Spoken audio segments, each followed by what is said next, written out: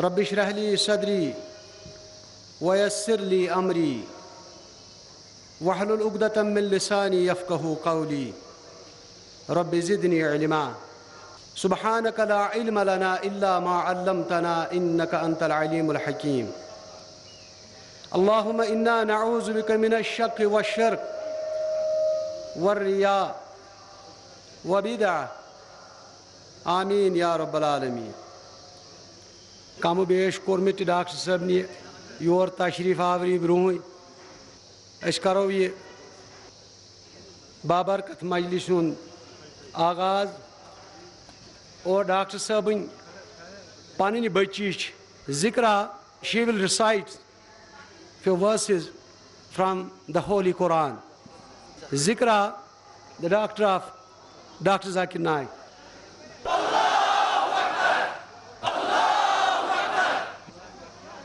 أعوذ بالله من الشيطان الرجيم بسم الله الرحمن الرحيم والفجر وليال عشر والشفع والوتر والليل إذا يسر هل في ذلك قسم لذي حجر ألم تر كيف فعل ربك بعاد إرم ذات العماد التي لم يخلق مثلها في البلاد وثمود الذين جابوا الصخر بالواد وفرعون ذي الأوتاد الذين طغوا في البلاد فأكثروا فيها الفساد فصب عليهم ربك سوط عذاب إن ربك لبالمرصاد فأما الإنسان إذا ما ابتلاه ربه أكرمه ونعمه فيقول ربي أكرمن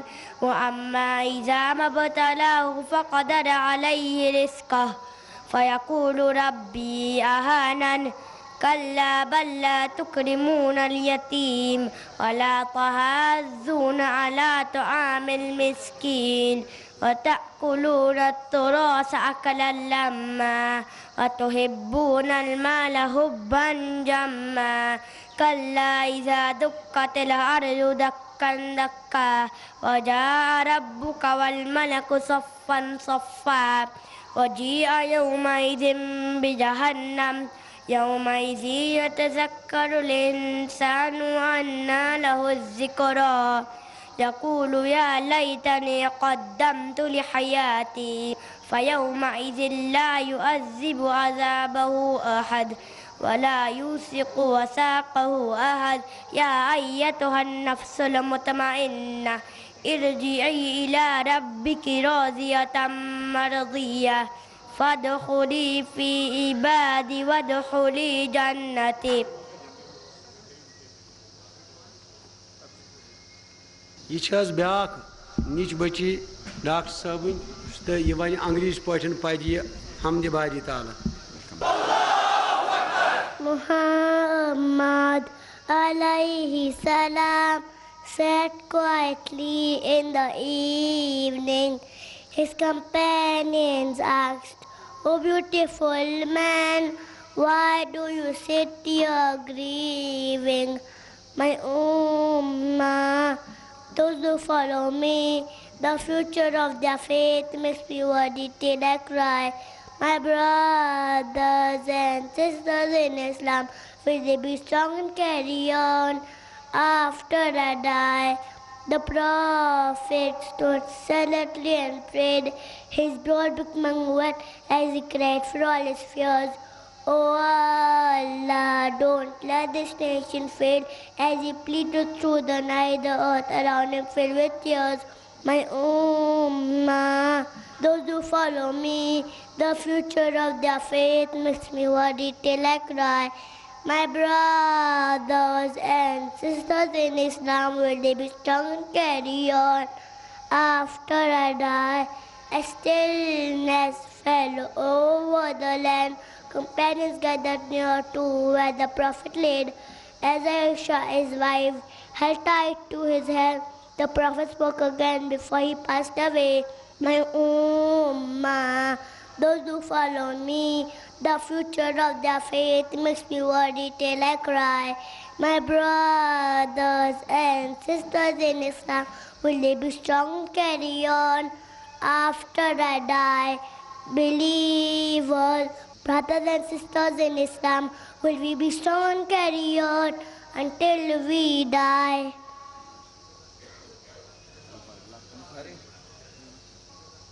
یہ چھو حظ لڑکہ ڈاکٹر ذاکر نائک صوبن. He is the future Dr. Zakir Naik, inshallah. Alhamdulillah, wassalatu wassalam ala rasulillah wa ala alihi wa sahbihi ajma'in. Amma ba'd, fa'udhu billahi minash shaitanir rajim. Bismillahir rahmanir rahim. قال رب اشرح لي صدري ويسر لي أمري واحلل عقدة من لساني يفقهوا قولي. Respected elders and my brothers and sisters, I welcome all of you with the Islamic greetings. Assalamu alaikum wa rahmatullahi wa barakatuh. May the peace, blessing and mercy of Allah subhanahu wa ta'ala be upon all of you. The topic of my short speech is my ambition in life. When I grow up, I want to continue being a good practicing Muslim. Allah says in the glorious Quran, in Surah Nahl, chapter number 16, verse number 125, Udu ila sabili rabbika bil hikmah wal maw'izatil hasana wajadilhum billati hiya ahsan. Invite all to the way of thy Lord with wisdom and beautiful preaching, and argue with them in the ways that are best and most gracious. Allah also says in the glorious Quran, in Surah Al-Imran, chapter number 3, verse number 104, let there arise out of you a band of people calling you all, enjoining what is right and forbidding what is wrong. They are the ones to attain felicity. We have in our community full-time doctors, full-time lawyers, full-time engineers. But in this verse, Allah is asking some people to be full-time da'is. Inshallah, when I grow up, I will be a da'i of Islam. A da'i is a person who conveys the message of Islam, the Deenul Haq, the religion of truth. Inshallah, I will be a mujahid. A mujahid is a person who strives and struggles in the way of Allah subhanahu wa ta'ala. Inshallah, I will be a alim, mufassir and a muhaddis. Inshallah, I will master the language of Arabic to understand the teaching of Islam better. I will memorize, comprehend and understand the word of Allah subhanahu wa ta'ala. Inshallah, I will be a hafiz of the Quran and a qari like Sheikh Sudesh and my beloved teachers. My role model is Prophet Muhammad sallallahu alaihi wasallam. I will strive hard to follow the footsteps of Prophet Muhammad sallallahu alaihi wasallam and his sahaba, that is his companions. In the field of dawah, I would like to be like my father and further excel in it. I would like to end my talk with a Quranic verse from Surah Fusilat, chapter number 41, verse number 33. وَمَنْ أَحْسَنُ قَالًا مِّمَّنْ دَعَا إِلَى اللَّهِ وَعَمِلَ صَالِحًا قَالَ إِنَّنِي مِنَ الْمُسْلِمِينَ وَآخِرُ دَعْوَانَا أَنِ الْحَمْدُ لِلَّهِ رَبِّ الْعَالَمِينَ.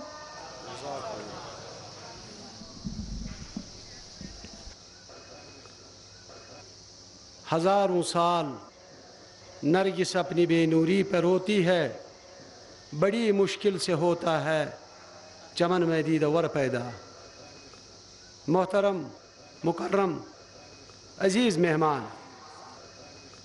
ملت اسلامیہ کے ایک عظیم سپوت ڈاکٹر ذاکر نائک صاحب، جن کو سننے کے لیے آپ تمام حضرات صبح سے ہی اس میدان میں جمے ہوئے، میں ان کے اور آپ کے درمیان قطعاً حائل نہ ہوتے ہوئے فوراً گزارش کروں گا اپنے محترم مہمان سے کہ وہ ڈائس پر تشریف لائے اور اپنی تقریر شروع کریں. محترم ڈاکٹر ذاکر نائک صاحب. الحمدللہ والصلاة والسلام علی رسول اللہ وعلی آلہ وصحبہ اجمعین. اما بعد، اعوذ باللہ من الشیطان الرجیم. بسم اللہ الرحمن الرحیم. وَلَقَدْ يَسَّرْنَا الْقُرْآنَ لِلذِّكْرِ فَهَلْ مِن مُدَّكِرٍ رَبِّ اشْرَحْ لِي صَدْرِي وَيَسِّرْ لِي أَمْرِي وَحْلُلْ عُقْدَةً مِّن لِّسَانِي يَفْقَهُوا قَوْلِي۔ میرے محترم بزرگ،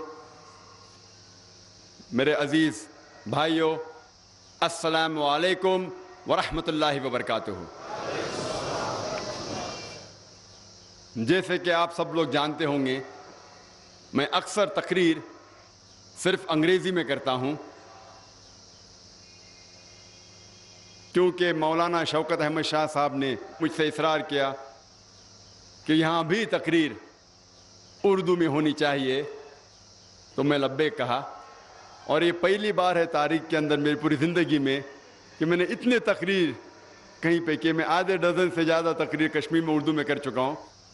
یہ پہلی بار ہے، کیونکہ اردو زبان پہ مجھے مہارت نہیں ہے، میری ساری تعلیم انگریزی میں ہوئی، تو جو بھی غلطیاں ہوں گے اس کے لیے معذرت چاہتا ہوں۔ آپ انشاءاللہ غلطیاں کو نظر انداز کیجئے، اور تقریر کے موضوع پہ اگر زیادہ توجہ دیں گے تو انشاءاللہ شاید کچھ فائدہ ہوگا۔ آج کی اس تقریر کا موضوع ہے ایک سوال کی شکل میں، کیا قرآن کو سمجھ کر پڑھنا ضروری ہے؟ آج کی تقریر کا موضوع ہے کیا قرآن کو سمجھ کر پڑھنا ضروری ہے؟ قرآن مجید اللہ سبحانہ و تعالی کی آخری وحی اپنے آخری پیغمبر محمد صلی اللہ علیہ وسلم پہ نازل کی گئی تھی۔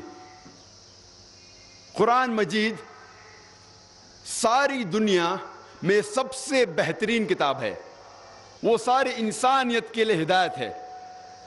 قرآن مجید حکمت کا فوارہ ہے، حکمت کا جھرنا ہے، اور جو لوگ نہیں مانتے ان کے لیے چیتونی ہے، ان کے لیے سختی ہے، اور جو لوگ بھٹکے ہیں ان کو سیدھی راہ دکھاتی ہے قرآن مجید۔ یہ قرآن شریف ایک ایشورنس ہے، جو لوگ کو ڈاؤٹ ہے ان کے لیے ایشورنس ہے، اور جو لوگ مشکلات میں ہیں ان کے لیے راحت ہے۔ یہ ساری خوبیاں کوئی بھی حاصل نہیں کر سکتا ہے جب تک وہ قرآن مجید کو نہیں پڑھے، قرآن مجید کو نہیں سمجھے، قرآن مجید پہ عمل نہ کرے۔ یہ ساری قرآن مجید کی خوبیاں ہم تبھی حاصل کر سکتے جب ہم قرآن مجید کو پڑھے، اس کو سمجھے اور اس کے اوپر عمل کرے۔ قرآن مجید سارے جہاں میں سب سے زیادہ پڑھی جاتی ہے، لیکن افسوس کی بات ہے کہ قرآن مجید وہی کتاب ہے جو سب سے زیادہ بنا سمجھے پڑھی جاتی ہے۔ یہ وہ کتاب ہے جو لوگ بنا سمجھے پڑھتے ہیں۔ اسی لیے ہم مسلمان اور قرآن مجید کے درمیان جو بندھن ہے، جو رشتہ ہے، وہ کمزور ہوتے جا رہا ہے۔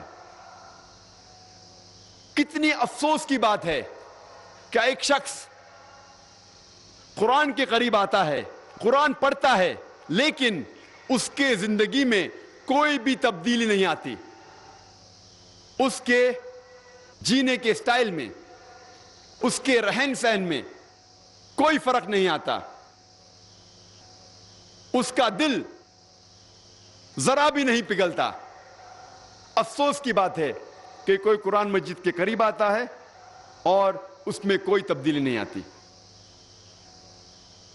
اللہ سبحانہ و تعالیٰ فرماتے ہیں قرآن شریف میں، سورہ آل عمران سورہ نمبر 3 آیت نمبر 110 میں، کنتم خیر امۃ اخرجت للناس۔ اللہ تعالیٰ مسلمانوں سے فرماتے ہیں آپ سارے جہاں میں سب سے بہترین امہ ہیں۔ جب بھی کوئی تعریف کی جاتی ہے، جب بھی کوئی عہدہ دیا جاتا ہے، اس کے ساتھ ذمہ داری ہونا ضروری ہے۔ کوئی بھی عہدے کے ساتھ ذمہ داری ہونا ضروری ہے. جب اللہ سبحانہ و تعالیٰ اس آیت میں فرماتے ہیں, ہم مسلمان سے کہتے ہیں کہ ہم خیر امہ ہیں, سارے جہاں میں سب سے بہترین امہ ہیں, ہمارے اوپر کوئی ذمہ داری نہیں ہے. اسی آیت میں اللہ سبحانہ و تعالیٰ ذمہ داری بھی کہتے. اللہ تعالیٰ فرماتے تأمرون بالمعروف وتنہون عن المنکر وتؤمنون باللہ, کیونکہ ہم لوگوں کو اچھائی کی طرف بلاتے ہیں اور برائی سے روکتے ہیں. اگر ہم لوگوں کو اچھائی کی طرف بلانا چاہتے ہیں اور برائی سے روکنا چاہتے ہیں تو ہمیں ضروری ہے کہ ہم قرآن مجید سمجھ کے پڑھیں. اگر ہم قرآن سمجھ کر نہیں پڑھیں گے تو لوگوں کو اچھائی کی طرف کیسے بلائیں گے اور برائی کی طرف کیسے روکیں گے؟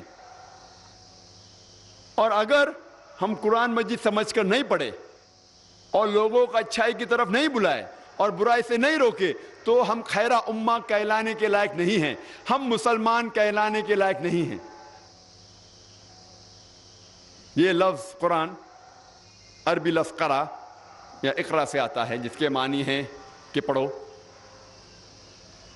آؤ ہم آج جانچے کہ کیوں مسلمان قرآن مجید سمجھ کر نہیں پڑھتے. آؤ ہم سمجھے کہ ہم مسلمان کیوں بہانے بناتے ہیں قرآن مجید کو سمجھ کر نہیں پڑھنے کے. سب سے پہلا جو بہانہ ہے وہ ہے کہ ہم عربی زبان نہیں جانتے. یہ حقیقت ہے کہ ساری دنیا میں 20% سے زیادہ مسلمان ہیں. سارے دنیا میں 125 کروڑ سے زیادہ مسلمان ہیں, لیکن لگ بھگ صرف 15% مسلمان عرب ہیں جن کی مادری زبان عربی ہے. اور عرب مسلمان کے علاوہ چند مسلمان عربی زبان جانتے ہیں. اس کے معنی 80% سے زیادہ مسلمان عربی زبان نہیں سمجھتے. جب بھی کوئی بچہ پیدا ہوتا ہے, ماں کے پیٹ کے باہر نکلتا ہے, ماں کے پیٹ میں سے نکلتا ہے, وہ کوئی بھی زبان نہیں جانتا. وہ سب سے پہلے اپنی مادری زبان, اپنی ماں کی زبان سیکھتا ہے تاکہ وہ گھر والوں سے گفتگو کر سکے. اس کے بعد وہ محلے کی زبان سیکھتا ہے تاکہ وہ محلے والے سے گفتگو کر سکے. پھر جب وہ تعلیم حاصل کرتا ہے اسکول میں یا کالج میں, جس زبان میں تعلیم حاصل کرتا ہے اس زبان کو سیکھتا ہے. ہر انسان کم از کم 2 یا 3 زبان سمجھ سکتا ہے. کچھ انسان 4, کچھ انسان 5 زبان سمجھ سکتے ہیں. کچھ لنگوسٹ ہیں, کئی زبان بول سکتے ہیں اور سمجھ سکتے ہیں, لیکن عام انسان کم از کم 2 یا 3 زبان سمجھ سکتا ہے اور جانتا ہے. کیا ہمیں ضروری نہیں کہ ہم وہ زبان سمجھے اللہ سبحانہ و تعالیٰ نے جس زبان میں آخری پیغام انسانیت کے لیے پیش کیے؟ کیا ہمیں ضروری نہیں کہ ہم عربی زبان جانیں؟ اور عمر کبھی بھی کوئی بھی اچھے کام کے لیے رکاوٹ نہیں ہے. میں آپ کو مثال پیش کرنا چاہتا ہوں ڈاکٹر موریس بکیل کی. ڈاکٹر موریس بکیل ایک کرسچن تھے, عیسائی تھے. انہیں فرینچ اکیڈمی ایوارڈ ملا تھا ان دا فیلڈ آف میڈیسن, اور انہیں چنا گیا تھا کہ فرعون کی لاش جو بچ گئی تھی اور جو لوگ نے ڈھونڈا 19ویں صدی میں, اسے میوزیم میں رکھا گیا تھا ایجپٹ کے. تو ڈاکٹر موریس بکیل کو چنا گیا تھا اس لاش کے اوپر تحقیق کرنے کو. اور موریس بکیل کیونکہ کرسچن تھے, عیسائی تھے, وہ جانتے تھے کہ بائبل میں لکھا ہوا تھا کہ فرعون جب موسیٰ علیہ السلام کا پیچھا کر رہا تھا, وہ فرعون دریا میں ڈوب جاتا ہے. یہ انہیں پتا تھا. لیکن جب ڈاکٹر مورس بکیل عرب ممالک کا دورہ کر رہے تھے، وہاں ایک عرب نے کہا کہ کچھ نئی بات نہیں کہ آپ نے فرعون کی لاش کو ڈھونڈ نکالا، کیونکہ اللہ سبحانہ و تعالیٰ فرماتے ہیں سورہ یونس میں، سورہ نمبر 10 آیت نمبر 92 میں، اللہ سبحانہ و تعالیٰ فرماتے کہ ہم فرعون کی لاش کو حفاظت سے رکھیں گے، محفوظ رکھیں گے، تاکہ ساری دنیا کے لیے وہ ایک نشانی بنے۔ اور ڈاکٹر مورس بکیل حیران ہوئے کہ یہ کتاب جو 1400 سال پرانی ہے، اس میں کیسے لکھا گیا ہے کہ فرعون کی لاش کو حفاظت سے رکھا جائے گا۔ اسی لیے ڈاکٹر مورس بکیل نے قرآن مجید کا ترجمہ پڑھا، اور ترجمہ پڑھنے کے بعد اتنا متاثر ہوئے کہ قرآن کو اور اچھی طریقے سے سمجھنے کے لیے 50 سال کی عمر میں انہوں نے عربی زبان سیکھی اور قرآن کا مطالعہ کیا۔ اس کے بعد ایک کتاب لکھی، بائبل، قرآن اینڈ سائنس، اور یہ کتاب کافی مشہور ہے اور کئی زبانوں میں اس کا ترجمہ ہو چکا ہے۔ میں نے مثال آپ کو دی آپ کو سمجھانے کے لیے کہ ایک غیر مسلمان، ایک کرسچن، ایک عیسائی 50 سال کی عمر میں قرآن شریف کو اور اچھی طریقے سے سمجھنے کے لیے 50 سال کی عمر میں عربی زبان سیکھتا ہے۔ میں جانتا ہوں کہ ہم سب ڈاکٹر مورس بکیل کی طرح جذبہ نہیں رکھتے ہوں گے، لیکن اگر ہم عربی زبان نہیں جانتے تو کم از کم قرآن مجید کا ترجمہ تو پڑھ سکتے ہیں۔ مولانا عبد المجید دریابادی فرماتے ہیں کہ ساری دنیا میں سب سے مشکل کتاب جس کا ترجمہ ہو سکتا ہے وہ ہے قرآن مجید۔ قرآن مجید ساری دنیا میں سب سے مشکل کتاب ہے جس کا ترجمہ ہو سکتا ہے، کیونکہ قرآن مجید کی زبان اللہ سبحانہ و تعالیٰ کی طرف سے ہے اور ایک بہترین زبان ہے، ایک معجزہ ہے۔ قرآن مجید کی ایک ہی آیت ایک انٹلیکچوئل، ایک ذہین آدمی کو متاثر کرتی ہے، اور وہی آیت ایک عام آدمی کو متاثر کرتی ہے۔ یہ خوبی ہے قرآن مجید کی۔ اور کئی عربی الفاظ اس کے 50 سے زیادہ معنی ہوتے، ایک قرآن مجید کی آیت کے کئی معنی ہوتے۔ اسی لیے یہ اللہ سبحانہ و تعالیٰ کی آخری کتاب سب سے کٹھن کتاب ہے، سب سے مشکل کتاب ہے جس کا ترجمہ ہو سکتا ہے۔ لیکن اس کے باوجود الحمدللہ ثم الحمدللہ کئی علماء نے، کئی مفسرین نے قرآن مجید کا ترجمہ دنیا کے کئی زبانوں میں کیا۔ جتنے میجر لینگویجز ہے، جتنے سب سے زیادہ بولی جانے والی دنیا کے زبانیں ہیں، اس کے اندر الحمدللہ ثم الحمدللہ قرآن مجید کا ترجمہ ہو چکا ہے۔ اگر ہم عربی زبان نہیں جانتے، ہمارا فرض ہے کہ کم از کم ہم قرآن مجید کا ترجمہ پڑھیں، اس زبان میں پڑھیں جس زبان پہ آپ کو مہارت ہے۔ اگر آپ کو اردو پہ مہارت ہے تو قرآن مجید کا ترجمہ اردو میں پڑھیے، اگر آپ کو کشمیری پہ مہارت ہے تو کشمیری میں پڑھیے، اگر آپ کو انگریزی پہ مہارت ہے تو انگریزی میں پڑھیے، اگر آپ کو مراٹھی پہ مہارت ہے تو مراٹھی میں پڑھیے، لیکن کم از کم قرآن مجید کا ترجمہ ضرور پڑھیے۔ ہم مسلمان اکثر بہانے بناتے ہیں کہ ہم بہت بزی ہیں، ہم بہت مصروف ہیں۔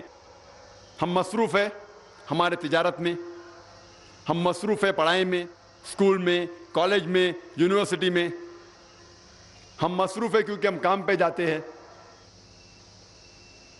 ہمارے پاس قرآن مجید کا ترجمہ پڑھنے کے لیے ٹائم نہیں ہے۔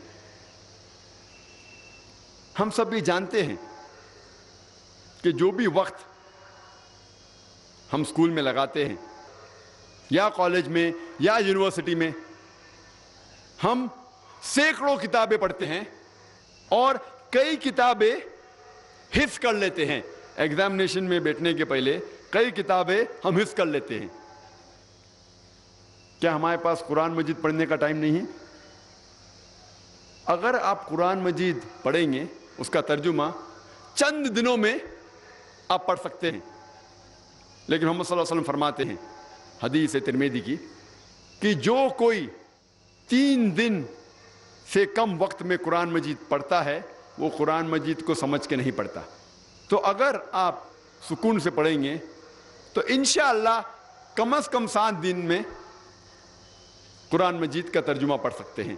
اگر آپ روز 1 جز 1 پارہ پڑھیں گے تو 1 مہینے میں آپ قرآن مجید ختم کر سکیں گے. اور جو ڈگری آپ حاصل کرتے ہیں اسکول جا کے، کالجز اور یونیورسٹیز جا کے، یہ ڈگری آپ کو اس دنیا میں فائدہ پہنچا سکتی ہے، نہیں بھی پہنچا سکتی ہے. کیونکہ ہم جانتے ہیں کئی ڈگری والے بے کام ہیں، ان کے پاس کام نہیں ہے. لیکن اللہ سبحانہ و تعالیٰ وعدہ دیتے ہیں کہ اگر آپ اس قرآن کو سمجھ کے پڑھیں گے تو آپ کو آخرت میں ہی نہیں لیکن اس دنیا میں بھی انشاءاللہ فائدہ ہوگا. اللہ تعالیٰ فرماتے سورہ بقرہ میں سورہ نمبر 2 آیت نمبر 1 اور 2 الف لام میم ذالک الکتاب لا ریب فیہ. الف لام میم، یہ وہ کتاب ہے جس میں کوئی شک نہیں جو تقوی رکھتے ہیں. اور اللہ تعالیٰ کئی آیت میں فرماتے کہ اس قرآن مجید میں آپ کے لیے کئی فائدے ہیں. مثال کے طور پہ اگر آپ کا کوئی قریب دوست فرانس سے آتا ہے اور آپ کے ساتھ کشمیر میں اس کشمیر کو دیکھنے کے لیے آتا ہے، کیونکہ وہ سنا ہوتا ہے کہ کشمیر دھرتی کے اوپر ایک جنت جیسی چیز ہے.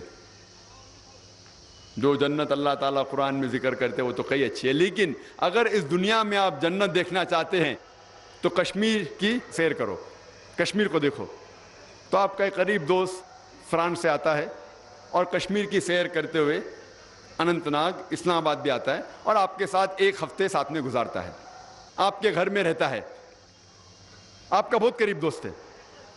1 ہفتے آپ کے ساتھ رہتا ہے، پھر کشمیر گھومتا ہے، پھر واپس چلے جاتا ہے. وہ دوست اس کو فرینچ زبان پہ مہارت ہے، اردو زبان کچھ ٹوٹی پوٹی انداز سے آپ سے گفتگو کر لیتا ہے، لیکن اس کو مہارت ہے فرینچ میں. وہ جب اپنے گھر واپس لوٹ جاتا ہے فرانس سے ایک خط لکھتا ہے آپ کو، لیکن فرینچ میں لکھتا ہے. آپ جب خط کھولتے ہیں آپ کو فرینچ نہیں پتا تو آپ کیا کرتے ہیں؟ آپ کو جب آپ کا قریب دوست فرینچ میں خط لکھیں گا اور آپ کو اس کو پڑھنے نہیں آئے گا، آپ اس کو سمجھ نہیں سکیں گے، تو آپ کیا کریں گے؟ آپ کیا کریں گے؟ آپ کسی سے اس خط کا ترجمہ کریں گے. آپ ڈھونڈیں گے وہ شخص جو فرینچ جانتا ہے تاکہ وہ آپ کو اپنے دوست کا خط کا ترجمہ کر سکتا ہے. کیونکہ آپ جاننا چاہتے ہیں کہ آپ کے قریب دوست نے آپ کو خط میں کیا لکھا. آپ کوئی بھی حالت میں اس خط کا ترجمہ کریں گے اور جاننا چاہیں گے کہ آپ کے دوست نے آپ کو کیا لکھا. کیا آپ کا فرض نہیں ہوتا کہ آپ جاننا چاہیں گے آپ کے خالق، آپ کے رب اللہ سبحانہ و تعالیٰ نے اپنے آخری پیغام قرآن مجید میں کیا لکھا ہے آپ کے لیے؟ آپ جب اپنے دوست کا خط ترجمہ کرنے کے لیے محنت کریں گے، کیا آپ کا فرض نہیں بنتا کہ آپ جانیں آپ کے خالق، آپ کے رب، آپ کے اللہ سبحانہ و تعالیٰ نے آپ کے لیے کیا پیغام لکھا؟ ہمیں قرآن شریف کا ترجمہ کرنے کی ضرورت نہیں. الحمدللہ ثم الحمدللہ قرآن مجید کا ترجمہ ہو چکا ہے. آپ کو صرف ہدیہ پہ مارکیٹ میں جا کے لینا ہوگا. اور ساری جتنی اہم زبان ہیں ساری دنیا میں الحمدللہ ان زبانوں میں قرآن مجید کا ترجمہ ہو چکا ہے. ہمیں قرآن مجید کا ترجمہ پڑھنا چاہیے وہ زبان میں جس زبان میں آپ کو مہارت ہے.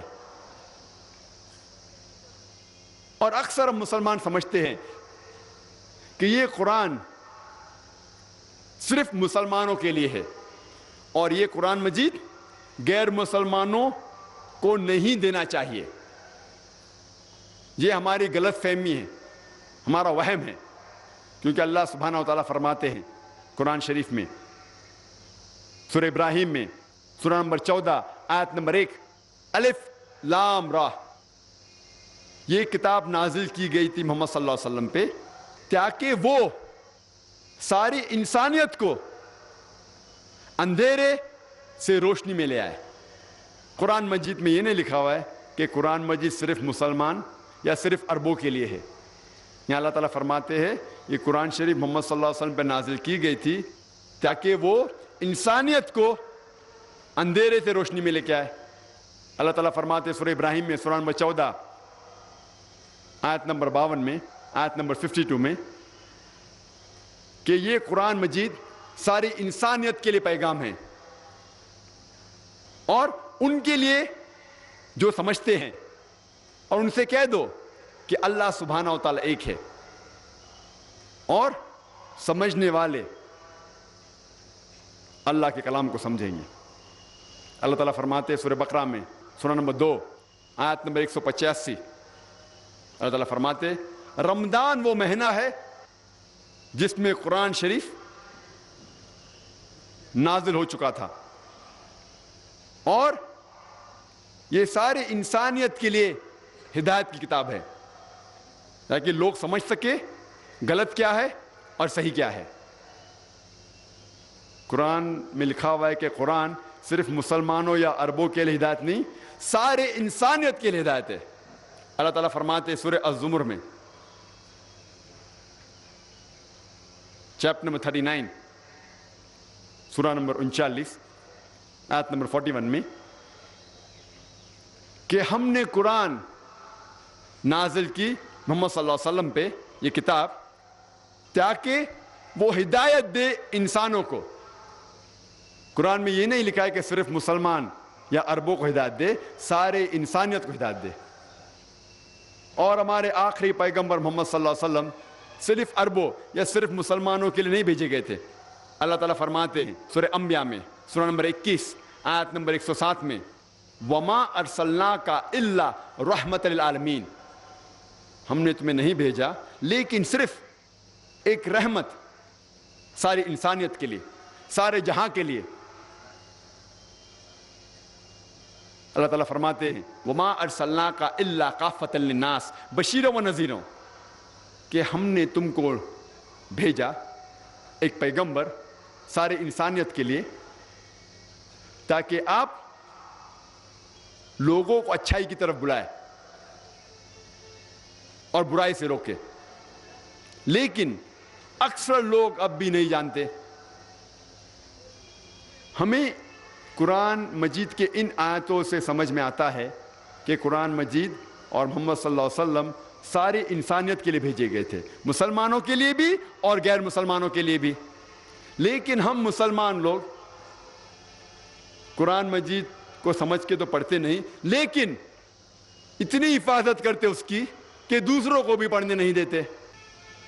کہتے ہیں کہ قرآن مجید کو جو لوگ نجیس ہے وہ ہاتھ نہیں لگا سکتے, اور قرآن شریف کی ایک آیت کوٹ کرتے, قرآن مجید کی ایک آیت کا حوالہ دیتے ہیں سورہ واقعہ سورہ نمبر 56 چیپٹر 56 آیت نمبر 77 to 82 جس میں لکھا ہوا ہے کہ یہ وہ قرآن ہے جو اللہ سبحانہ و تعالیٰ نے نازل کیا اور اسے کوئی بھی نہیں ہاتھ لگائے گا صرف وہ جو مطہرین ہیں. لوگ سمجھتے ہیں اس آیت سے یہ معلوم ہوتا ہے کہ کوئی بھی نہیں ہاتھ لگا سکتا ہے صرف جو وضو میں ہیں اور جو پاک ہیں. اگر اس آیت کی معنی ہوتی کہ کوئی بھی قرآن شریف کو اس قرآن شریف جو مصحف ہے اس کو کوئی نہیں ہاتھ لگا سکتا ہے، صرف وہ جو پاک ہے، جو وضو میں. تو کوئی بھی شخص، کوئی بھی غیر مسلمان دکان پہ جا کے 100 روپے میں 150 روپے میں قرآن مجید خرید سکتا ہے اور ہاتھ لگا سکتا ہے، اور قرآن مجید غلط ثابت ہو جائے گا. جب قرآن مجید کہتے ہیں اس کا مطلب یہ مصحف نہیں ہے، یہ قرآن شریف کتاب نہیں ہے، وہ قرآن مجید جو لوح محفوظ میں ہے، جس کا ذکر سورہ برج میں بھی ہے، سورہ نمبر 85 آیت نمبر 22 میں، لوح محفوظ. اگر آپ دیکھیں گے اس آیت کہ نزول قرآن کیوں نازل ہوا، کچھ لوگ کہتے تھے، کئی لوگ کافر اور مشرکین کہتے تھے کہ محمد صلی اللہ علیہ وسلم کو نعوذ باللہ یہ وحی شیطان کی طرف سے آتی تھی. اللہ سبحانہ و تعالیٰ فرماتے ہیں کہ یہ لوح محفوظ کے نزدیک کوئی بھی نہیں آ سکتا ہے، صرف وہ لوگ جو مطہرین ہیں. مطہرین کے معنی وہ جس نے کوئی بھی گناہ نہیں کیا، وہ بالکل پاک ہے، صرف جسم سے نہیں، سارے طریقے سے. اس کے معنی ہیں کہ فرشتے.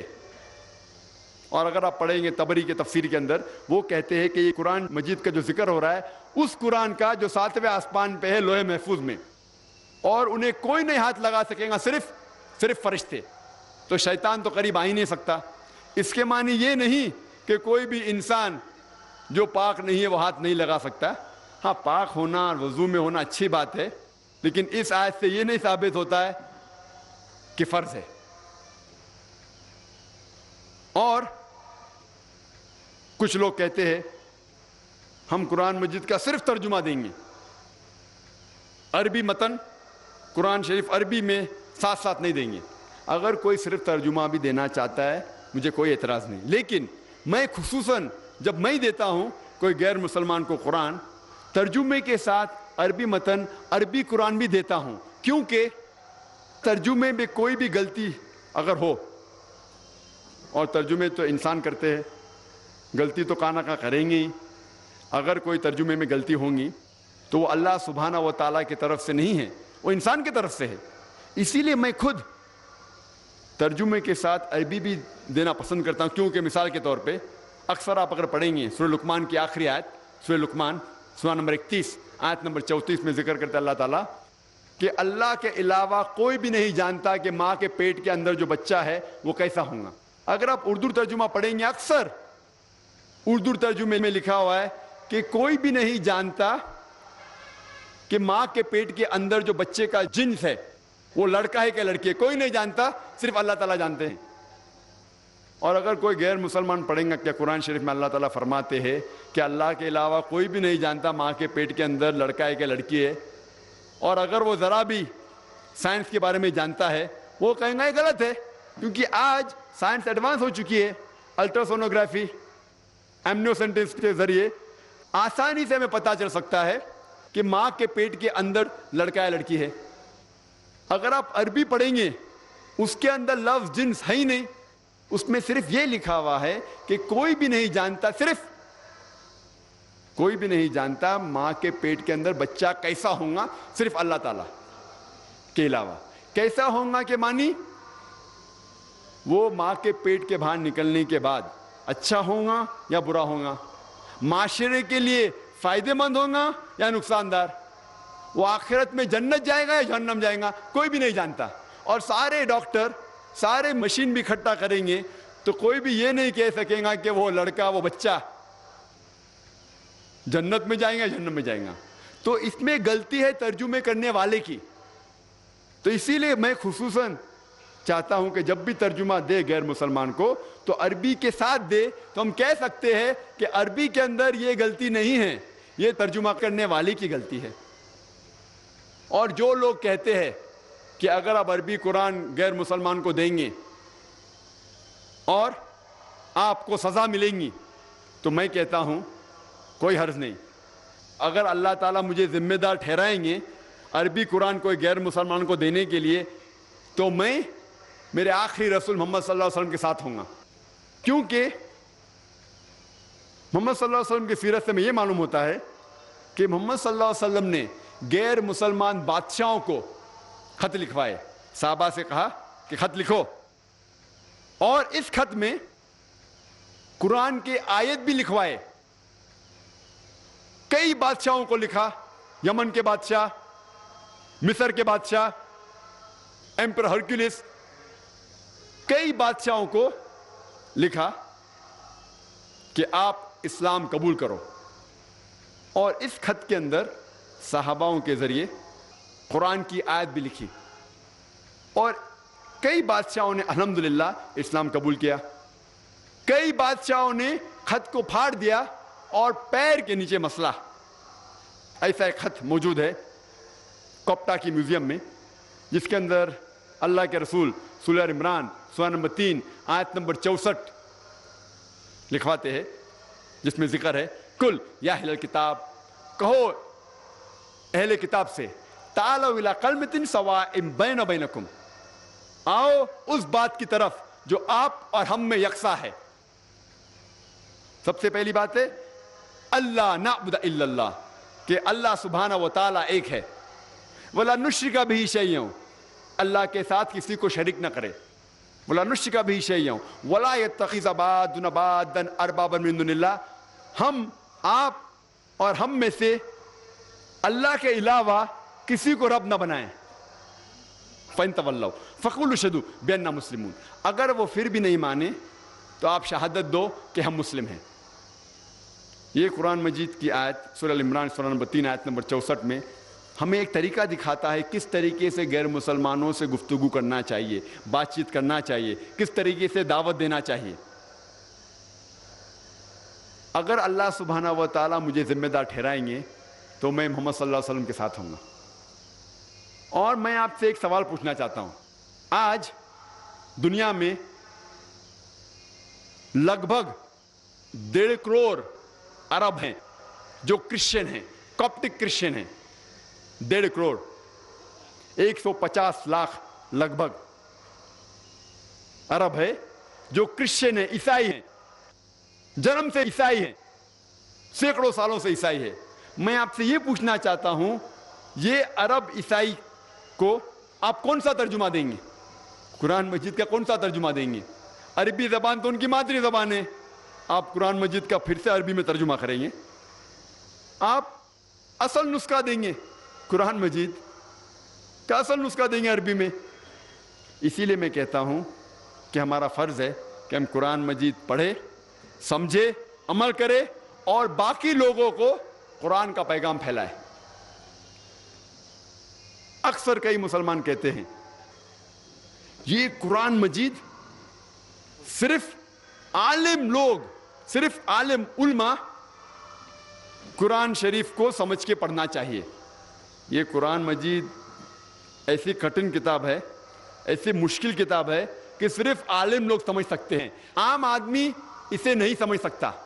کئی مسلمان کہتے ہیں کہ قرآن مجید کو سمجھنے کا کام صرف علماء کا ہے، صرف عالموں کا ہے، عام آدمی نہیں سمجھ سکتا. میں نے تقریر ایک قرآن مجید کی آیت سے کی جو کم از کم ایک ہی سورے میں اللہ سبحانہ و تعالیٰ 4 دفعہ دہراتے ہیں. اللہ تعالیٰ فرماتے سورہ قمر میں سورہ نمبر 54، سورہ نمبر 54 اللہ تعالیٰ فرماتے آیت نمبر 17 میں، آیت نمبر 22 میں، آیت نمبر 32 میں اور آیت نمبر 40 میں وَلَقَدْ يَسَّرْنَا الْقُرْآنَ لِلذِّكْرِ فَهَلْ مِن مُدَّكِرٍ، ہم نے قرآن آپ کے لیے آسان بنایا، آپ سمجھ سکے اسے، آپ اسے یاد رکھ سکے. وَلَقَدْ يَسَّرْنَا الْقُرْآنَ لِلذِّكْرِ فَهَلْ مِن مُدَّكِرٍ، ہم نے یہ قرآن مجید آپ کو سمجھنے کے لیے آسان بنایا. آپ میں سے کون شخص اس کی بات نہیں مانیں گا؟ جب اللہ سبحانہ و تعالیٰ کئی آیتوں میں فرماتے ہیں کہ ہم نے قرآن آپ کو سمجھنے کے لیے آسان بنایا، آپ اللہ تعالیٰ کی بات مانیں گے یا وہ مسلمان کی جو کہتے صرف علماء کے لیے ہے؟ اور اللہ سبحانہ و تعالیٰ کئی آیت میں فرماتے سورہ بقرہ میں بھی لعلکم تعقلون، پھر آپ نہیں سمجھو گے. یعنی اللہ تعالیٰ چاہتا ہے کہ آپ قرآن مجید سمجھ کے پڑھو، لیکن اللہ سبحانہ و تعالیٰ اس کے ساتھ میں یہ بھی فرماتے ہیں سورہ نحل میں سورہ نمبر 16 آیت نمبر 43 میں، اور سورہ انبیاء سورہ نمبر 21 آیت نمبر 7 میں اللہ تعالیٰ فرماتے فَاسْأَلُوا أَهْلَ الذِّكْرِ إِن كُنتُمْ لَا تَعْلَمُونَ، اگر آپ نہیں کچھ چیز کو سمجھتے ہیں تو ان سے پوچھئے جس کے پاس علم ہے۔ اگر آپ قرآن مجید کا ترجمہ پڑھ رہے ہیں اور چند آیت آپ کو نہیں سمجھ میں آتی تو اللہ تعالیٰ فرماتے ہیں فَاسْأَلُوا أَهْلَ الذِّكْرِ إِن كُنتُمْ لَا تَعْلَمُونَ، اگر آپ کو نہیں سمجھ میں آتا ہے تو ان سے پوچھئے جن کے پاس علم ہے۔ اگر آپ قرآن مجید کی آیت پڑھتے ہیں جس کے اندر سائنس کا ذکر ہے، آپ کس سے پوچھیں گے؟ آپ اگر قرآن مجید کی آیت پڑھتے ہیں جس میں ذکر ہے سائنس کے بارے میں، آپ کس سے پوچھیں گے؟ حجام سے پوچھیں گے؟ موچی سے پوچھیں گے؟ آپ پوچھیں گے سائنٹسٹ سے، کیونکہ سائنٹسٹ سائنس کے میدان میں عالم ہے۔ اگر قرآن مجید کوئی بیماری کے بارے میں ذکر کر رہا ہے تو آپ کس سے پوچھیں گے؟ آپ ڈاکٹر سے پوچھیں گے، کیونکہ ڈاکٹر میڈیسن کے فیلڈ میں بیماری کے میدان میں ماہر ہے۔ اگر آپ جاننا چاہتے نزول قرآن یہ آیت کب نازل ہوئی تو آپ پوچھیں گے اس عالم سے جو دارالعلوم میں 7 سال یا 14 سال پڑھا ہوا ہے۔ تو قرآن شریف میں یہ ذکر آتا ہے کہ ان سے پوچھئے جو اس میدان کا عالم ہے۔ اگر آپ قرآن شریف پڑھتے ہیں، آپ کچھ سمجھ میں نہیں آتا ہے تو ان سے پوچھئے جس کے پاس اس کے بارے میں علم ہے۔ میں آپ کو ایک مثال دینا چاہتا ہوں۔ کچھ 20 سال پہلے کچھ عرب تھے جو قرآن مجید میں جتنی بھی آیت ہے جو ایمبریولوجی کے بارے میں ذکر کر رہی ہے، ایمبریولوجی کا مطلب کہ ماں کے پیٹ کے اندر کیسا بچہ بڑا ہوتا ہے، اسے کہتے ہیں انگریزی میں ایمبریولوجی۔ تو جتنی بھی آیت کے اندر ذکر ہوتا ہے ماں کے پیٹ کے اندر کس طریقے سے بچہ بڑا ہوتا ہے، اسے کہتے ہیں ایمبریولوجی۔ اس کی ساری آیتوں کا ترجمہ لے کے وہ جاتے پروفیسر کیت مور کے پاس، اور اس وقت کیت مور ساری دنیا کے سب سے ماہر ایمبریولوجسٹ تھے۔ وہ head of the department of anatomy in the university of Toronto, Canada کے تھے۔ وہ غیر مسلمان تھے، عیسائی تھے، لیکن اللہ تعالیٰ فرماتا ہے ان سے پوچھے جو ماہر ہے، بھلے مسلمان ہے غیر مسلمان ہے۔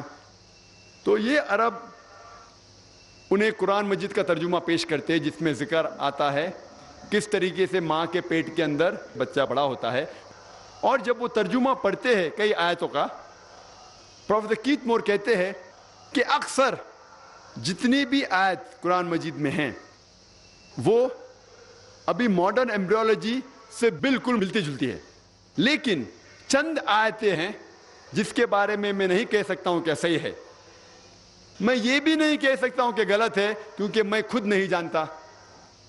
اور 2 آیتیں اس میں سے یہ تھی جو سب سے پہلے نازل کی گئی تھی سورہ اقرا سے یا سورہ علق سے، سورہ نمبر 96 آیت نمبر 1 اور 2، جس میں اللہ تعالیٰ فرماتے ہیں اقرا بسم ربک الذی خلق خلق الانسان من علق، پڑھو اللہ کے نام سے جس نے انسان کو بنایا ہے خون کے لوتڑے سے، لیچ سے، جوک سے۔ پروفیسر کیت مور نے کہا میں نہیں جانتا کہ بچہ جب ماں کے پیٹ کے اندر بڑا ہوتا ہے تو سب سے پہلے لیچ کی طرح دکھتا ہے، لیچ، جوک جو خون چوستا ہے۔ تو پروفیسر کیت مور اپنے لیبارٹری کے اندر گئے اور ایک بہت پاورفل مائکروسکوپ کے اندر دیکھا کہ ماں کے پیٹ کے اندر جو بچہ انیشیل سٹیج جو ہوتا ہے، ایک دم پہلی منزل کو مائکروسکوپ کے اندر دیکھتے ہیں اور جوک کی تصویر سے ملاتے ہیں اور حیران ہو جاتے ہیں کہ ہو بہو دونوں ایک دم یکساں ہے۔ اور جب انہیں لگ بھگ 80 سوال پوچھے گئے ایمبریولوجی کے بارے میں تو انہوں نے کہا اگر آپ یہ سوال مجھے 30 سال پہلے پوچھے ہوتے، یعنی آج سے 50 سال پہلے، تو 50% سے زیادہ اس کے جواب نہیں دے سکتا تھا، کیونکہ ایمبریولوجی ایک ایسا سبجیکٹ ہے میڈیسن کا، ایک ایسا برانچ ہے جو ابھی چند سالوں میں کچھ ترقی کیا، اور جو بھی کچھ نئی چیز انہیں ملے پروفیسر کیت مور کو قرآن اور حدیث کے ذریعے، انہوں نے اپنی نئی کتاب ڈیولپنگ ہیومن 3 ایڈیشن میں انکارپوریٹ کیا، اس کے اندر داخل کی، اور اس کتاب کو نمبر 1 ایوارڈ ملا، سب سے بہترین کتاب جو ایک ڈاکٹر نے لکھی اس سال میں، اور اس کتاب کا ترجمہ الحمدللہ کئی زبانوں میں کیا گیا تھا۔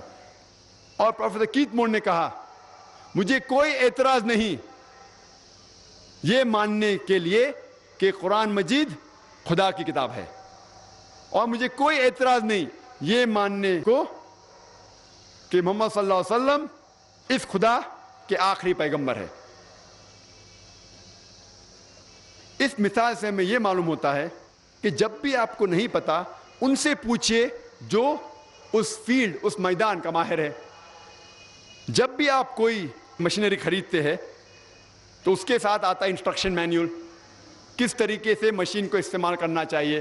جب ہم ٹیپ ریکارڈر خریدتے ہیں، ہم ویڈیو کیسٹ ریکارڈر خریدتے ہیں، ہم کمپیوٹر خریدتے ہیں، اس کے ساتھ آتا ہے انسٹرکشن مینیول، کس طریقے سے مشین کو استعمال کیا جانا چاہیے۔ مثال کے طور پر اگر وی سی آر خریدتے تو اس میں لکھا رہتا ہے کہ ویڈیو کیسٹ پلے کرنے کے لیے کیسٹ ڈالو اور پلے کا بٹن دباؤ، روکنے کے لیے اسٹاپ کا بٹن دباؤ، فاسٹ فارورڈ کے لیے F بٹن دباؤ۔ ایک انسٹرکشن مینیول ساتھ میں آتی ہے۔ اگر آپ مجھے اجازت دیں گے کہ انسان کو مشین کہنے کے لیے ہمیں یہ ماننا پڑے گا کہ سب سے کٹھن، سب سے مشکل مشین انسان ہے، سب سے پیچیدہ مشین انسان ہے، کیا اس مشین کے لیے کوئی انسٹرکشن مینیول کی ضرورت نہیں، کوئی کتاب کی ضرورت نہیں؟ اس مشین کی کتاب ہے اللہ کا آخری کلام قرآن مجید۔ اس قرآن مجید میں لکھا ہوا ہے کس طریقے سے اس مشین کی حفاظت کرنا چاہیے، کس طریقے سے اس مشین کو چلانا چاہیے، اس مشین کے لیے کیا کیا فائدے ہیں۔ ہر مشین کے ساتھ ایک کتاب آتی ہے۔ اس مشین انسان کی کتاب ہے اللہ کا آخری کلام قرآن۔ اور جب بھی آپ کوئی مشین خریدتے ہیں، اگر آپ جاپنیز مشین خریدتے ہیں اور جاپنیز کیٹلاگ آئیں گا، آپ پڑھ نہیں سکتے، آپ کیا کرتے؟ آپ بولتے دکان والے سے ہمیں ہندی کیٹلاگ دیجئے، اردو کیٹلاگ دیجئے تو کہ ہم سمجھ سکے۔ بھلے میں جاپنیز مشین استعمال کرتا ہوں لیکن میں انگریزی کیٹلاگ لیتا ہوں ساتھ میں، کیونکہ میں جاپنیز نہیں سمجھتا ہوں۔ تو اگر آپ عربی قرآن مجید نہیں سمجھ سکتے تو کم از کم اس قرآن مجید کا ترجمہ پڑھو اور سمجھو، اور اس مشین کو صحیح طریقے سے استعمال کرو۔ میں ایک مثال پیش کرنا چاہتا ہوں آپ سے، ایک چٹکلا، ایک لطیفہ۔ جب موٹر کار ہندوستان میں سب سے پہلی بار آئی تھی تو لوگوں کو موٹر گاڑی چلانے نہیں آتا تھا، تو کمپنی کیا کرتی تھی؟ موٹر گاڑی کے ساتھ ڈرائیور بھی دیتی تھی۔ لوگ کو گاڑی چلانے نہیں آتا ہے، خرید کے کیا کریں گی؟ تو کمپنی موٹر گاڑی کے ساتھ ڈرائیور بھی دیتی تھی۔ تو ایک حیدرآباد کے نواب بہت امیر ایک بار ایک موٹر گاڑی خریدتے ہیں، تو اس کے ساتھ میں کمپنی ان کو ڈرائیور بھی دیتی ہے۔ تو ایک صبح نواب صاحب اٹھتے ہیں اور ڈرائیور سے کہتے ہیں ڈرائیور موٹر گاڑی تیار کرو، مجھے میری بیگم صاحبہ کو شاپنگ کے لیے لے کے جانے کا، شاپنگ کے لیے۔ تو ڈرائیور کہتا ہے نواب صاحب گاڑی خراب ہو گئی ہے۔ نواب صاحب تیش میں آ کے کہتے ہیں گاڑی کوئی بھی حالت میں فوراً تیار کرو، مجھے میری بیگم صاحبہ کو شاپنگ کے لیے لے کے جانے کا ہے۔ تو ڈرائیور نواب صاحب سے کہتا ہے کہ گاڑی کو صحیح کرنے کے لیے مجھے ضرورت ہے 10 کلو گھی کی، اصل گھی، 20 کلو شہد، 30 لیٹر دودھ اور 40 کلو چاول، وہ بھی باسمتی چاول۔ تو نواب صاحب 10 کلو اصل گھی دیتے ہیں، 20 کلو شہد دیتے ہیں، 30 لیٹر دودھ دیتے ہیں اور 40 کلو چاول، باسمتی چاول دیتے ہیں۔ وہ ڈرائیور سب چیز لیتا ہے، اپنی بیگم صاحبہ کو دے دیتا ہے اور 15 منٹ میں گاڑی پھر سے اچھی ہو جاتی ہے۔ میں آپ سے یہ پوچھنا چاہتا ہوں آج کی تاریخ میں اگر آپ کا ڈرائیور کہے گا کہ مجھے گاڑی صحیح کرنے کے لیے 10 کلو گھی چاہیے، 20 کلو شہد چاہیے، 30 لیٹر دودھ چاہیے، 40 کلو باسمتی چاول چاہیے، تو آپ کیا کریں گے؟ کیا کریں گے؟ کیا کریں گے؟ ہاں نہیں دیں گے؟ کیا کریں گے؟ ماریں گے۔ کوئی کہتا ہے نہیں دیں گے، کوئی کیا پیٹیں گے، کوئی کیا لات مار کے بھگا دیں گے۔ کیوں؟ بھلے ہم گاڑی ریپیئر کرنا نہیں جانتے لیکن کم از کم اتنا تو جانتے ہیں کہ گاڑی دودھ سے نہیں چلتی, چاول سے نہیں چلتی, گاڑی شہد سے نہیں چلتی. ہم بھلے میکینک نہیں ہیں, لیکن ہمارے پاس گاڑی کا کم از کم اتنا علم تو ہے کہ وہ چاول سے نہیں چلتی, دودھ سے نہیں چلتی, شہد سے نہیں چلتی, گھی سے نہیں چلتی. اسی طریقے سے اگر ہر مسلمان قرآن کو کم از کم سمجھ کے پڑھے, بھلے ہم عالم نہیں ہیں, تو کوئی بھی مولانا, کوئی بھی عالم آپ کو گھمائے گا نہیں. آج کے ماحول میں آپ دیکھتے مسلمان فرقوں میں بٹے ہوئے, یہ عالم وہ کہتا ہے, یہ عالم یہ کہتا ہے, یہ عالم وہ کہتا ہے, یہ مولانا یہ کہتا ہے. اگر ہم مسلمان قرآن مجید کو سمجھ کے پڑھے تو کوئی بھی مولانا آپ کو گھمائے گا نہیں, کوئی بھی مولانا آپ کو گمراہ نہیں کریں گا. یہ آج مسلمانوں کی حالت جو ہے, سب جگہ مسلمان پیٹے جا رہے کیونکہ ہم قرآن مجید سمجھ کے نہیں پڑھتے. اگر ہم قرآن مجید سمجھ کے پڑھے اور اکٹھا ہوں گے تو انشاءاللہ ہم مسلمانوں کے بیچ کوئی فرقہ نہیں ہوگا. اللہ تعالیٰ فرماتے سورہ عمران میں سورہ نمبر 3 آیت نمبر 103 میں وَاعْتَصِمُوا بِحَبْلِ اللَّهِ جَمِيعًا وَلَا تَفَرَّقُوا, آپ اللہ کی رسی کو مضبوطی سے پکڑیے اور آپس میں فرقے مت بنائیے. اللہ کی رسی کیا ہے؟ قرآن مجید. اللہ کی رسی ہے قرآن مجید اور محمد صلی اللہ علیہ وسلم کی صحیح حدیث. اگر ہم قرآن مجید اور صحیح حدیث کو مضبوطی سے پکڑیں گے اور آپس میں فرقے نہیں بنائیں گے, انشاءاللہ ہم پھر سے دنیا کی اونچائی پہ پہنچیں گے انشاءاللہ. اور کئی لوگ ہیں جو یہ بھی کہتے ہیں کہ قرآن مجید کو عربی میں پڑھنا بالکل ضروری نہیں ہے, صرف ترجمہ پڑھو کافی ہے. یہ اس طرف جا رہے ہیں. ایک مسلمان اس طرف جا رہے جو قرآن مجید کو سمجھ کے پڑھو ہی مت, اور دوسرے طرف جو بہت ماڈرن مسلمان ہیں بولتے عربی میں پڑھ کے فائدہ کیا ہے. اللہ تعالیٰ فرماتے سورہ نساء میں سورہ نمبر 4 آیت نمبر 171 لا تغلوا فی دینکم, آپ دین کے اندر جاستی مت کیجئے, مطلب دائرے کے باہر مت جائیے, دائرے میں رہیے. Do not commit excesses. عربی پڑھنے کے بھی فائدے ہیں. اللہ تعالیٰ فرماتا ہے سورہ عنکبوت میں سورہ نمبر 29 آیت نمبر 45, اللہ تعالیٰ فرماتے اتلو ما اوحی الیک من الکتاب, آپ پڑھو اس آیت کو جو اللہ تعالیٰ نے نازل کی اس کتاب میں. یعنی پڑھنا بھی عربی میں آپ کو فائدے پہنچائیں گا. اللہ کے نبی محمد صلی اللہ علیہ وسلم فرماتے ہیں حدیث ترمذی کی حدیث نمبر 1003, جہاں اللہ کے رسول فرماتے ہیں کہ جو کوئی ایک حرف قرآن شریف کا پڑھتا ہے اسے 10 ثواب ہے. اللہ ایک حرف نہیں, الف ایک حرف ہے, لام ایک حرف ہے, ہاں ایک حرف ہے. اگر آپ اللہ کہیں گے تو آپ کو 30 ثواب ملیں گا. عربی قرآن پڑھنے کے بھی ثواب ہے, لیکن یہ 10 ثواب ہم اتنے غلطیاں کرتے ہیں, ہر روز اتنے گناہ کرتے ہیں کہ 10 ثواب کافی ہے ہمیں جنت لے کے جانے کے لیے. یہ 10 ثواب کافی ہے, ہمیں اور ثواب چاہیے. اگر آپ قرآن شریف پڑھیں گے اور سمجھیں گے اور عمل کریں گے تو سینکڑوں گنا زیادہ ثواب ملیں گے آپ پہ. حدیث میں آتا ہے ابن ماجہ کی چیپٹر نمبر 16 حدیث نمبر 219, جو اللہ کے رسول کہتے ہیں یا ابو در, تم اگر ایک آیت کو سمجھو گے وہ 100 رکعت نفل سے بہتر ہے. اللہ کے رسول فرماتے یا ابو در, تم اگر ایک قرآن کی آیت کو سمجھو گے وہ 100 رکعت صلاح, نوافل صلاح سے بہتر ہے. اور ایک رکعت میں کم از کم سورہ فاتحہ تو پڑھنا چاہیے آپ کو, کم از کم 7 آیتیں ہیں. 100 رکعت میں کم از کم 700 آیتیں ہیں. تو اللہ کے رسول فرماتے ایک آیت کو سمجھ کے پڑھنا, سمجھنا 700 آیت کی تلاوت کرنے سے بہتر ہے. یعنی سمجھنا 700 گنا صرف تلاوت سے بہتر ہے. اللہ کے رسول فرماتے ابن ماجہ میں اور یہ صحیح حدیث ہے. ہم لوگ سے پوچھتے ہیں قرآن شریف کیوں نازل کیا گیا ہے, تو لوگ کہتے ہیں جب اوپننگ سرمنی ہوتی نا, اوپننگ سرمنی آفس کی, تو قرآن شریف پڑھنے کا. جب گھر کا افتتاح ہوتا ہے تو قرآن شریف پڑھنے کا. جب کوئی مر گیا تو قرآن خوانی کرتے. تو قرآن شریف نازل کیا گیا تھا قرآن خوانی کے لیے. اور لوگ کرتے ختم قرآن, ختم قرآن 1 2 3 ختم قرآن کا رمضان میں 3 بار 4 بار 10 بار. الحمدللہ آپ کو ثواب ملے گا, انشاءاللہ ملے گا. لیکن اگر آپ رمضان میں 2 بار ختم قرآن کرتے ہیں, میری یہ رائے رہے گی کہ 1 بار عربی میں پڑھو اور 1 بار ترجمہ پڑھو, وہ بہتر ہے. کم از کم سمجھ میں تو آئیں گا آپ کو.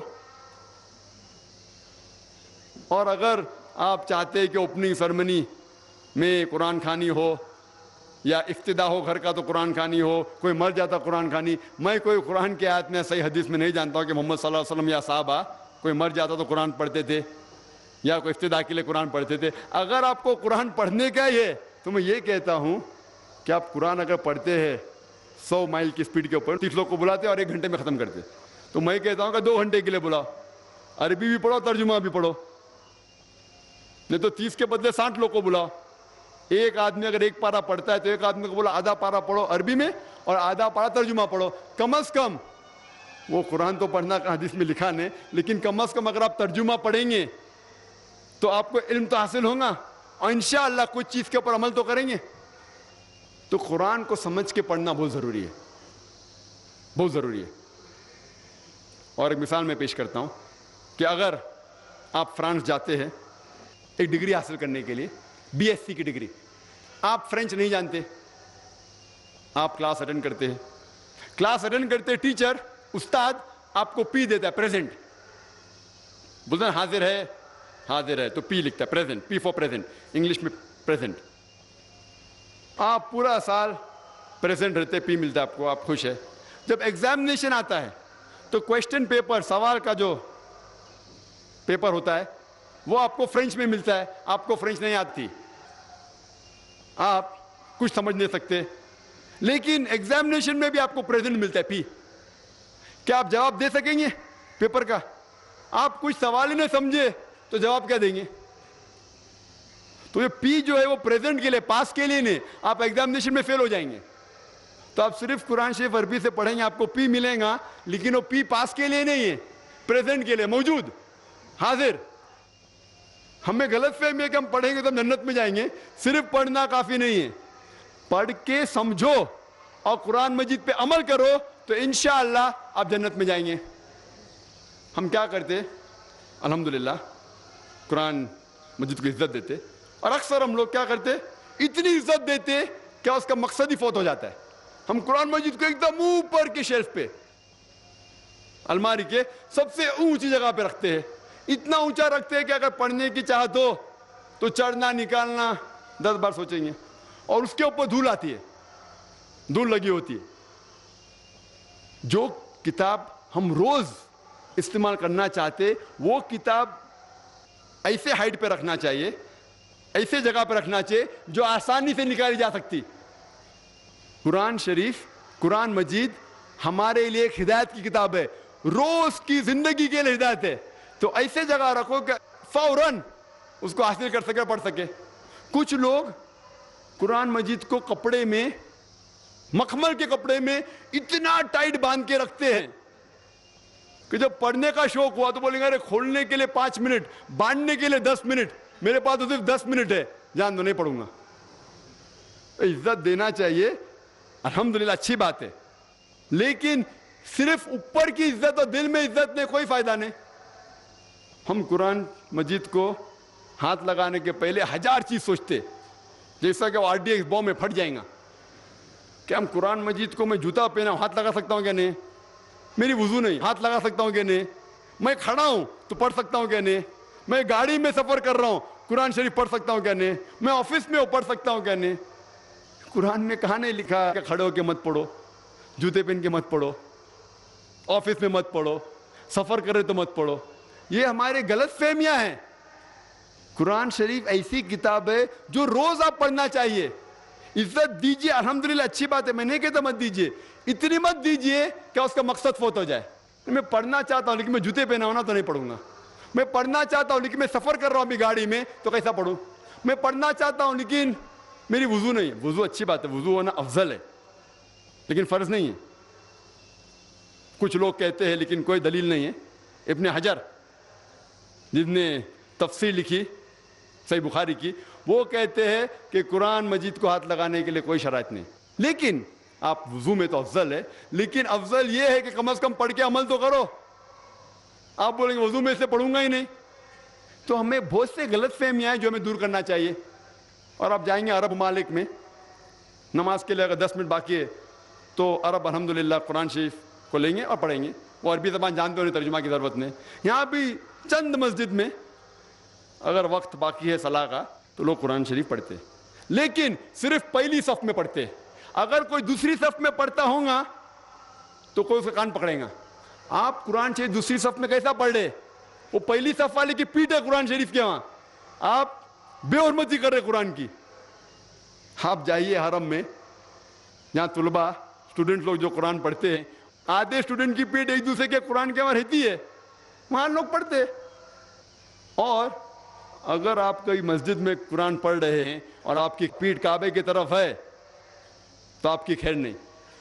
کعبے کی طرف پیٹ کرتے ہوئے قرآن مجید پڑھ رہے, کدھر بھی قرآن حدیث میں نہیں نکلا کعبے کی طرف پیٹ کر کے پڑھنا حرام ہے. آپ جائیں گے حرم میں تو جو لوگ پڑھتے ہیں, استاد کعبے کو فیس کرتا ہے, کعبے کی طرف منہ ہے, اور سب طلباء کی پیٹ کعبے کی طرف ہے. کدھر لکھا ہوا ہے؟ یہ ہمارے غلط فہمیاں ہیں جو ہمیں دور کرنا چاہیے. قرآن مجید کو ایسی کتاب بنانا چاہیے جو ہر روز ہمیں ہدایت دے, ہر روز اس کا مطالعہ کرنا چاہیے. ہم اتنی عزت دیتے, دیجئے, میں نے کہتا مت دیجئے, وہ اتنی مت دیجئے کہ اس کا مقصد ہی فوت ہو جائے. اور ایک چٹکلا اور ایک پیش کرنا چاہتا ہوں. ایک ہندوستان کے بہت مشہور قاری سعودی عربیہ گئے تھے اور مغرب کا وقت ہو چکا تھا, اذان ہو چکی تھی مغرب کی. تو وہاں کے عرب لوگ نے بولا ہندوستان کے قاری ماشاءاللہ اتنے اچھے, انہیں کہا کہ آپ امامت کرو. تو ہندوستان کے قاری امامت کے, مغرب کی صلاح اچھی قرات پڑی الحمدللہ, مغرب کی صلاح ہو گئی. ایک عرب قاری صاحب کو دیکھ کے مسکرایا. تو قاری صاحب نے ان سے پوچھا کیا آپ کو میری قرات پسند نہیں ہے؟ تو عرب نے کہا آپ کی قرات تو ماشاءاللہ بہت اچھی تھی, لیکن میں سوچ رہا تھا کہ مغرب صلاح میں آپ نے یوسف علیہ السلام کو کنویں میں ڈالا لیکن صلاح کے پہلے باہر کیوں نہیں نکالا؟ جو لوگ قرآن شریف ترجمے سے پڑھ چکے ہیں وہ جانیں گے کہ کیا چٹکلا ہے. سورہ یوسف میں لکھا ہے, آپ جانتے ہیں کہ سورہ یوسف کے اندر یوسف علیہ السلام کے بھائی انہیں کنویں میں ڈالتے ہیں اور ایک کارواں آتا ہے اور اسے کنویں کے باہر نکالتا ہے. یہ سارا ذکر قرآن شریف میں سورہ یوسف میں. تو قاری صاحب نے سورہ یوسف کی تلاوت کی ہے, یوسف علیہ السلام کو کنویں میں ڈالے لیکن صلاح ختم ہونے کے پہلے کم از کم باہر تو نکال لینا تھا. کنویں میں ڈالتے لیکن باہر نکال لینا, صلاح ختم ہو گئی. اس کا مطلب یہ کہ قاری صاحب تلاوت تو اچھی کی لیکن کیا قرآن شریف کی معنی وہ سمجھے نہیں, تو کنویں میں ڈالے لیکن باہر نہیں نکالے یوسف علیہ السلام کو. یہ چٹکلا ہے. تو ہمیں قرآن مجید کی عزت کرنا چاہیے, لیکن سب سے بڑی عزت ہے دل میں, اور اس کو سمجھ کے پڑھے اور قرآن مجید کے اوپر عمل کرے. اور اللہ تعالیٰ فرماتے ہیں قرآن شریف میں سورہ محمد میں سورہ نمبر 47 آیت نمبر 24 میں, آپ کیا قرآن کو نہیں سمجھتے؟ کیا آپ کا دل اتنا سخت ہے, آپ کے دل پہ تالے لگ گئے؟ اللہ تعالیٰ فرماتے ہیں کہ آپ قرآن کو نہیں سمجھتے, آپ کے دل پہ کیا تالے لگ گئے؟ اللہ تعالیٰ فرماتے ہیں سورہ بقرہ میں سورہ نمبر 2 آیت نمبر 159 میں کہ اللہ سبحانہ و تعالیٰ جب اپنی آیتیں نازل کرتے ہیں اور عام کرتے ہیں, اور آپ اگر ان آیتوں کو لوگوں سے چھپاتے ہیں تو اللہ تعالیٰ کی لعنت ہے. اللہ تعالیٰ فرماتے ہیں سورہ فرقان میں سورہ نمبر 25 آیت نمبر 30 میں محمد صلی اللہ علیہ وسلم فرماتے ہیں اللہ تعالیٰ سے کہ یا اللہ یہ میری امہ ہے جس نے قرآن کے ساتھ کھلواڑ کیا. محمد صلی اللہ علیہ وسلم شہادت دیتے ہیں کہ یہ میری امہ ہے جو قرآن شریف کے ساتھ کھلواڑ کیے. تو ہمارا فرض ہے کہ ہم قرآن مجید کو پڑھیں اور سمجھیں.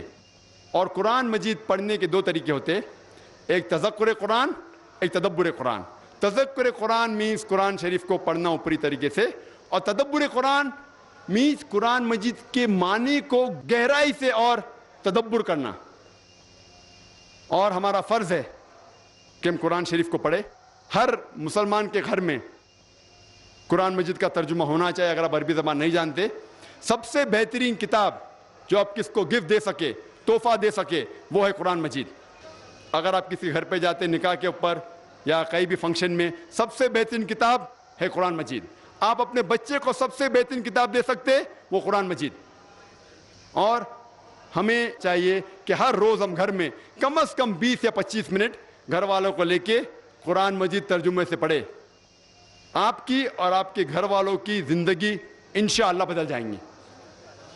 मैं तकरीर के आखिर में कहना चाहता हूँ कि अल्लाह ताला फरमाते हैं सूरह लुक़मान में सूरा नंबर 31 कि अगर आप सारे पेड़ को कलम में तब्दील करेंगे, ये सारे समुंदर, 7 समुंदर भी लगा देंगे और शाही में बदलेंगे, तो भी आप अल्लाह ताला की तारीफ़ नहीं लिख सकोगे।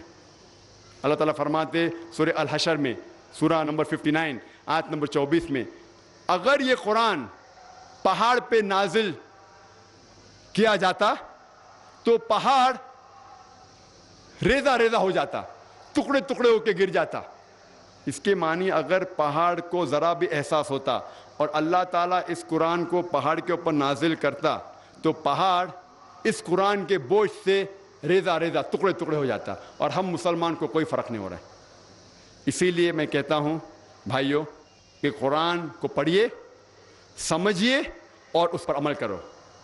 मैं तकरीर के आखिर में हदीस पेश करना चाहता हूँ जो हज़रत उस्मान की हदीस है। मोहम्मद सल्लल्लाहु अलैहि वसल्लम कहा, सही बुखारी में किताब नंबर 6 हदीस नंबर 545, जिसमें हज़रत उस्मान रज़ियल्लाहु अन्हु फरमाते कि मोहम्मद सल्लल्लाहु अलैहि वसल्लम कहा, खैरकुम मन ताल्लमल कुराना व आल्लमहु, सबसे बेहतरीन वो लोग हैं जो कुरान को समझते हैं और लोगों को समझाते हैं। व आखिर दावाना अल्हम्दुलिल्लाह रब्बिल आलमीन। हम बहुत ही शुक्रगुजार हैं डॉक्टर साहब के कि एक मुदल्लल तकरीर की उन्होंने।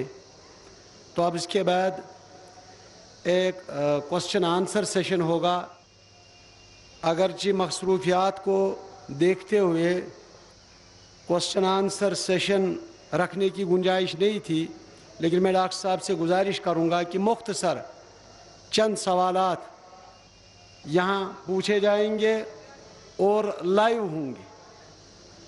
जो सवाल पूछने वाला होगा वो यहाँ पर माइक पर आ जाएगा, और अगर if there is any non-Muslim brother who wants to ask the question to Dr. Zakir Naik, Dr. Saab prefers to answer the questions of non-Muslims, most probably. If there is any non-Muslim brother who wants to ask any question to Dr. Zakir Naik, please do come and ask the question. Your question will be answered first. अगर कहाँ गैर मुस्लिम सवाल यचान करुन doctor Zakir Naik साहबस, doctor साहब दिन गोडनथ तम सिंद सवालुक जवाब। गोडनथ ही सवालस जवाब दिन कंसे गैर मुस्लिम सिंद। अगर न कहीं आसि तो तेली कहाँ गोडनथ तो सह प्रिस सवाल। यम प्रोफेसर मंसूर अहमद भट्ट साहब यम प्रिसन डॉक्टर साहब सवाल और डॉक्टर साहब दिन जवाब। That's our first question has been posed by R.S. Bali. Question is God existing as an entity outside physical makeup of universe and thus encompassing the whole of nature around us?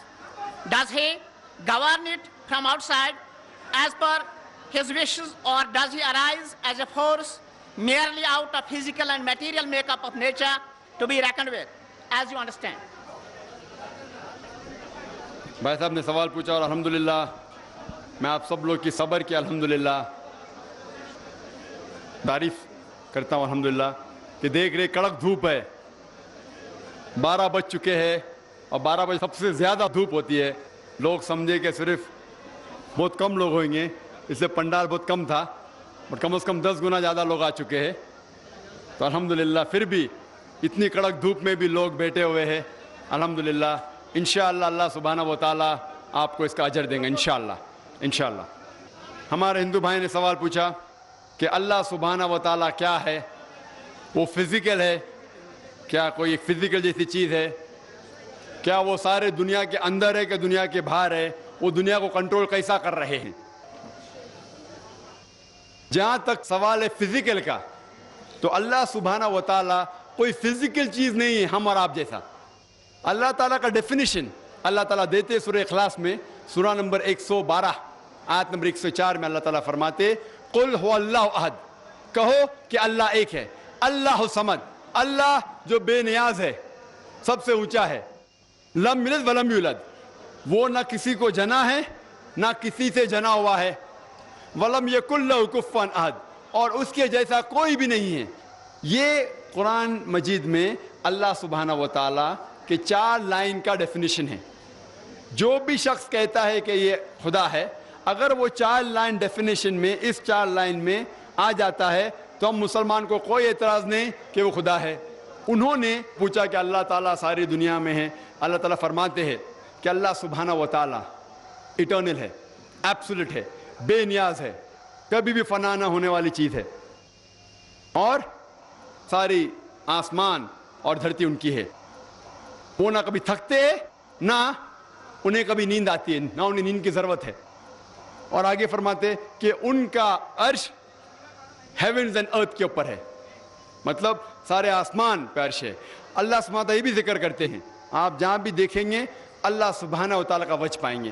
اس سے میں یہ ثابت ہوتا ہے کہ اللہ سبحانہ و تعالیٰ کا علم سارے جگہ میں ہے، سارے کائنات میں ہے، اور وہ الحمدللہ ثم الحمدللہ ان کے پاس اتنا پاور. اللہ تعالیٰ کہتے ہیں کہ his power over all things ان اللہ علی کل شیء قدیر. ان کی طاقت ایسی ہے کہ سارے جہاں میں پھیلی ہوئی. اور وہ سوال تھا فزیکل چیز ہے، وہ فزیکل نہیں ہے، آپ اور ہم جیسے نہیں ہیں، وہ کچھ علیحدہ چیز ہے.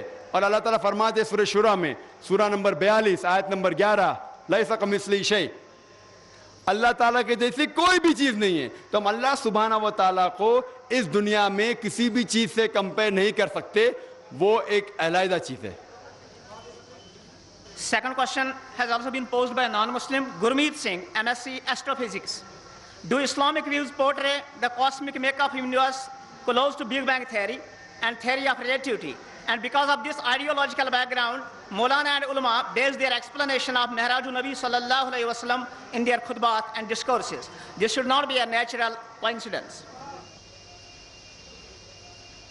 سوال ہے کہ قرآن شریف میں اسلام میں ایسٹرونومی، کاسمولوجی، یہ جو آسمان کی جو پڑھائی ہے اور فلکیات کے بارے میں ذکر ہے، اور کیا قرآن مجید جو آج سائنس نے ایڈوانس کر چکی ہے بگ بینگ میں مانتی ہے؟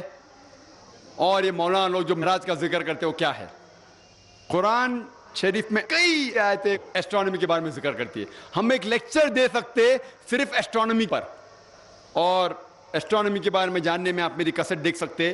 قرآن اور جدید سائنس اس میں ڈیٹیل میں ذکر ہے. لیکن مین سوال تھا کہ آپ بگ بینگ میں مانتے ہیں کیا نہیں؟ اور بگ بینگ یہ کہتی ہے کہ ساری کائنات ایک تھی، اس کے بعد ایک بڑا دھماکہ ہوا بگ بینگ، اور اس میں پھر وجود میں آیا یہ گیلیکسیز، یہ تارے، یہ ستارے، اور یہ فلک، اور یہ پلانٹس، سورج، چاند، اور یہ دھرتی. اسے کہتے بگ بینگ. اور یہ ڈسکور سائنٹسٹ لوگ نے کیا سم ویئر اراؤنڈ 1970، کچھ 30-40 سال پہلے ڈسکور کیا ہے بگ بینگ کے بارے میں. اللہ سبحانہ و تعالیٰ 1400 سال پہلے اس کا ذکر کرتے ہیں سورہ انبیاء میں، سورہ نمبر 21 آیت نمبر 30 میں، اولم یر الذین کفروا ان السماوات والارض کانت رتقا ففتقناہما، کہ وہ کافر لوگ نہیں جانتے کہ یہ فلک، یہ آسمان اور یہ دھرتی ایک تھی اور ہم نے انہیں چھٹا کیا. تو یہ جو بگ بینگ آج سائنٹسٹ نے ڈسکور کیے کہ کائنات کیسے وجود میں آئے، ابھی 30-40 سال پہلے انہوں نے اس کا علم حاصل کیا. الحمدللہ ثم الحمدللہ اللہ سبحانہ و تعالیٰ اس کا ذکر 1400 سال پہلے قرآن مجید میں کرتے ہیں. اور ایسے کئی آیتیں ایسٹرونومی کے بارے میں. ہم پہلے یہ نہیں جانتے تھے کہ دنیا گول ہے, پہلے ہم سمجھتے دنیا چپٹی ہے. ابھی ہمیں پتا چلا 300-400 سال پہلے کہ دنیا گول ہے. اللہ تعالیٰ فرماتے سورہ نازیات میں, سورہ نمبر 79 آیت نمبر 30 میں, وَأَرْضَ بَعْدَ ذَلِكَ دَحَاهَا, اور اس کے بعد ہم نے دنیا بیدے کے شکل میں بنائی. دہا کے ایک معنی ہے کہ پھیلی ہوئی اور دنیا پھیلی ہوئی ہے, اور دوسری معنی ہے کہ بیدے کی شکل. یہ دہا عربی لفظ دھویا سے آتا ہے, اور ہم جانتے ہیں کہ دنیا گول بال کی طرح پوری طریقے سے گول نہیں ہے, وہ جیوسفیریکل ہے, مطلب پول سے اوپر اور نیچے سے چپٹی ہے. انگلش میں کہتے ہیں جیوسفیریکل. اور جب آپ دیکھیں گے انڈا, اور یہ دھویا جو لفظ ہے وہ عام انڈا نہیں ہے, خصوصاً آسٹرچ کا ایگ ہے, شتل مرغ آسٹرچ, اس کا انڈا. اور اگر شتل مرغ کا انڈا دیکھیں گے آپ, وہ بالکل دنیا کی طرح ہے, گول لیکن اوپر اور نیچے سے چپٹا. تو اللہ سبحانہ و تعالیٰ اس دنیا کا شیپ 1400 سال پہلے کہتے ہیں, جو ہم ابھی 200-300 سال پہلے جانتے.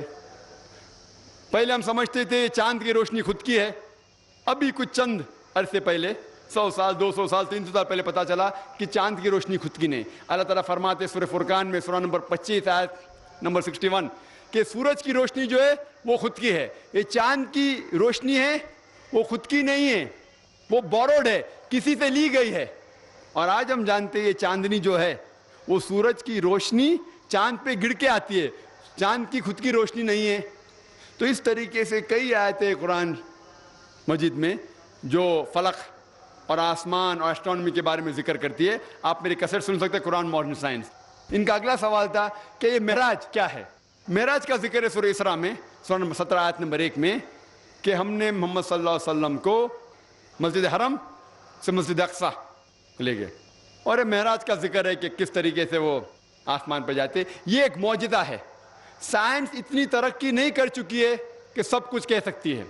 یہ ایک معجزہ ہے جو قرآن شریف میں ذکر ہے سورہ اسراء میں سورہ نمبر 17 آیت نمبر 1. یہ ایک معجزہ ہے کہ الحمدللہ محمد صلی اللہ علیہ وسلم نے معراج کیا. سائنس ہر چیز کے بارے میں علم نہیں رکھتی. سائنس کو یہ بھی نہیں علم ہے کہ جنت ہے جہنم ہے. سائنس کو یہ بھی نہیں علم ہے کہ جن ہے یا فرشتے. لیکن سائنس یہ بھی نہیں کہہ سکتی کہ جن نہیں ہے, فرشتے نہیں ہیں, جنت نہیں ہے, جہنم نہیں ہے. تو میں کہتا ہوں جو بھی کچھ قرآن مجید میں لکھا ہوا ہے 80% سائنس نے اسے تحقیق کر کے کہہ دیا 100% صحیح ہے. 80% جو قرآن شریف میں سائنس کے بارے میں ذکر ہے اسے سائنٹسٹ کہتے ہیں کہ 100% صحیح ہے. 20% ایمبیگوس ہے, ہمیں نہیں پتا, صحیح بھی ہو سکتا ہے غلط بھی ہو سکتا ہے. سائنس اتنی ایڈوانس اتنے اونچائی پہ نہیں پہنچی کہ باقی چیز کے بارے میں کہہ سکتی. تو میں کہتا ہوں کہ اگر 80% پتا ہے کہ 100% صحیح ہے اور 20% ہمیں پتا نہیں, تو میرا علم کہتا ہے کہ یہ 20% بھی انشاءاللہ صحیح ہوگا. تو یہ معراج بھی اسی 20% میں آتا ہے. انشاءاللہ 50 سال بعد 100 سال بعد 200 سال بعد سائنس اور ترقی کریں گی اور یہ بھی قبول کریں گی کہ معراج ہوا, یہ بھی قبول کریں گے جن ہے, فرشتے ہے, جہنم ہے, دوزخ ہے. Third question is, we know through Quran and Ahadith that the sacred books of the religions other than Islam have been distorted or changed. But as the non-Muslims do not believe in Quran and Ahadith, how can we convince and motivate them that your sacred books have been distorted or changed? Is there any evidence of change in their sacred books? We know through Quran and Hadith that the sacred books of the religions other than Islam have been distorted or changed. But as the non-Muslims do not believe in the Quran and Hadith, how can we convince and motivate them that your sacred books have been distorted or changed? Is there any evidence of change in the sacred books? What is the easy way to invite them and convince them? With thanks. یہ ایک بہت اچھا سوال ہے کہ ہم جانتے ہیں کہ قرآن شریف میں ذکر ہے کیا قرآن کے علاوہ اور بھی اللہ تعالیٰ نے کتابیں نازل کی. ہمیں یقین ہے قرآن اور حدیث پہ, غیر مسلمان کو یقین ہے. کس طریقے سے ہم انہیں بتا سکتے کہ ہماری کتاب صحیح ہے ان کی غلط ہے. ہر دور میں ہر زمانے میں کچھ چیز ثابت کرنے کے لیے ایک دور ہوتا ہے. مثال کے طور پہ پہلے دور تھا معجزہ کا, معجزہ, اور الحمدللہ قرآن ثابت کر چکا ہے کہ اللہ کی کتاب ہے, کیونکہ سارے جہاں میں سب سے بہترین معجزہ ہے قرآن شریف. اس کے بعد دور آیا لٹریچر اینڈ پوئٹری کا، اردو میں کیا کہتے ہیں، لٹریچر اینڈ پوئٹری، شعر شاعری کا دور. اس ٹائم اونچائی پہ تھے جب قرآن نازل ہوا، اس ٹائم عرب سب سے اونچائی پہ تھے عربی زبان میں، زبان کا دور تھا شعر اور شاعری کا. الحمدللہ ثم الحمدللہ، مسلمان اور غیر مسلمان دونوں جو بھی عربی جانتے وہ تسلیم کرتے کہ قرآن مجید سارے دنیا میں سب سے بہترین کتاب ہے عربی زبان میں. لیکن آج شعر شاعری کا دور نہیں ہے. اگر میں کہوں گا شعر شاعری کے زبان میں کہ دنیا چپتی ہے، کیا آپ مان لیں گے؟ نہیں مانیں گے، کیونکہ آج شعر شاعری کا دور نہیں ہے، آج دور ہے سائنس اور ٹیکنالوجی کا. تو اگر ہم یہ سائنس اور ٹیکنالوجی کمپیئر کریں گے قرآن اور باقی مذہب کی کتابوں سے تو پتہ چلے گا کون سی کتاب حق ہے اور کون سی باطل ہے. اللہ تعالیٰ فرماتے سورہ رعد میں سورہ نمبر 13 آیت نمبر 38 میں، اجلن کتاب میں ہر دور میں اللہ تعالیٰ نے ایک کتاب نازل کی، ہر دور میں ایک کتاب نازل کی. نام سے ہمیں 4 کتاب کا علم ہے، توراہ، زبور، انجیل اور قرآن. لیکن اس کے علاوہ کئی کتابیں نازل کی گئی تھی. لیکن اللہ تعالیٰ یہ بھی فرماتا ہے سورہ بقرہ میں سورہ نمبر 2 آیت نمبر 79 میں، فَوَيْلٌ لِّلَّذِينَ يَكْتُبُونَ الْكِتَابَ بِأَيْدِيهِمْ ثُمَّ يَقُولُونَ هَٰذَا مِنْ عِندِ اللَّهِ لِيَشْتَرُوا بِهِ ثَمَنًا قَلِيلًا فَوَيْلٌ لَّهُم مِّمَّا كَتَبَتْ أَيْدِيهِمْ وَوَيْلٌ لَّهُم مِّمَّا يَكْسِبُونَ. لعنت ہے وہ لوگوں پہ جو لوگ کتاب اپنے ہاتھ سے لکھتے ہیں اور کہتے ہیں کہ یہ اللہ کی کتاب ہے. لعنت ہے وہ لوگ پہ جو لکھتے ہیں، لعنت ہے ان پہ جو کماتے ہیں، اور ان سب پہ لعنت ہے. یعنی اللہ تعالیٰ فرماتے ہیں کہ لوگ اپنے ہاتھ سے کتاب لکھتے ہیں اور کہتے ہیں کہ اللہ کی کتاب ہے. اللہ تعالیٰ یہ بھی فرماتے سورہ بقرہ میں سورہ نمبر 2 آیت نمبر 111 میں، قُلْ هَاتُوا بُرْهَانَكُمْ إِن كُنتُمْ صَادِقِينَ، آپ اپنا ثبوت پیش کرو اگر آپ سچے ہیں. کوئی بھی کہتا ہے کہ اللہ کی کتاب ہے تو آپ ان سے کہیے قُلْ هَاتُوا بُرْهَانَكُمْ، آپ اپنا ثبوت پیش کرو اگر آپ سچے ہیں. تو آپ اگر کمپیئر کریں گے قرآن مجید اور سائنس کو، آج سائنس کا دور ہے، تو الحمدللہ ثم الحمدللہ قرآن مجید میں ایک بھی آیت ایسی نہیں ملیں گے آپ کو جو اسٹیبلش سائنس کو ٹکراتی ہے. میں سائنس سے قرآن مجید کو ثابت نہیں کرنا چاہتا ہوں، قرآن مجید سائنس سے اور اوپر ہے.